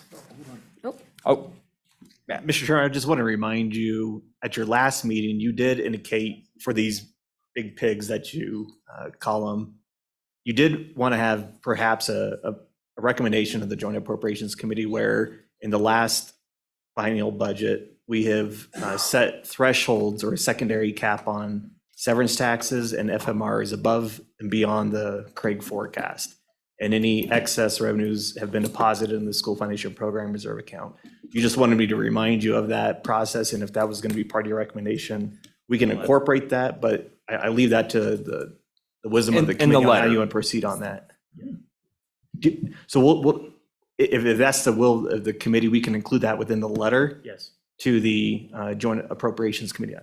3/4 of them, I believe, are here, but we'll communicate that to the entire committee if that's the policy you want to go with. yep, that's exactly, and I do remember that conversation, so. Okay. Ashley, when you're ready, please. Mr. Chairman, on 24 LSO 255, K-12 school recommendation. facilities appropriations as amended. Senator Brightman? Aye. Senator Hicks? No. Senator McEwen is excused. Senator Rothfuss? Aye. Representative Harshman, excused. Excused. Representative Oakley? Aye. Representative Olson? Aye. Representative Storer? Aye. Vice Chairman Landon is excused. Excused. Chairman Brown? Aye. You have 6 ayes, 1 no, 3 excused. Committee, thank you so much. Joint Appropriations members, thank you guys for putting in an additional long day today. I see Chairman Nicholas, he didn't want to come sit up here with us. But appreciate you guys being here today. Thank you guys very much. I hope that this was at least a little informational and provides you guys a little bit of an understanding of where we're going to be coming from. Really what this was protection for me, so you guys don't pepper me with questions when I come up to present this. Committee, thank you for a hard day's work. Thank you for your questions, very good questions. And then for the public, as well as Chief Staff, Jerry, Chairman Tarter, thank you guys very, very much. This has not been an easy road over the past 8-10 weeks, for sure. But you know what? We got our first down, so we're good to go. Appreciate it. Thank you so much, staff. Anything further you need from us? Okay. With that, we are adjourned at 5:25.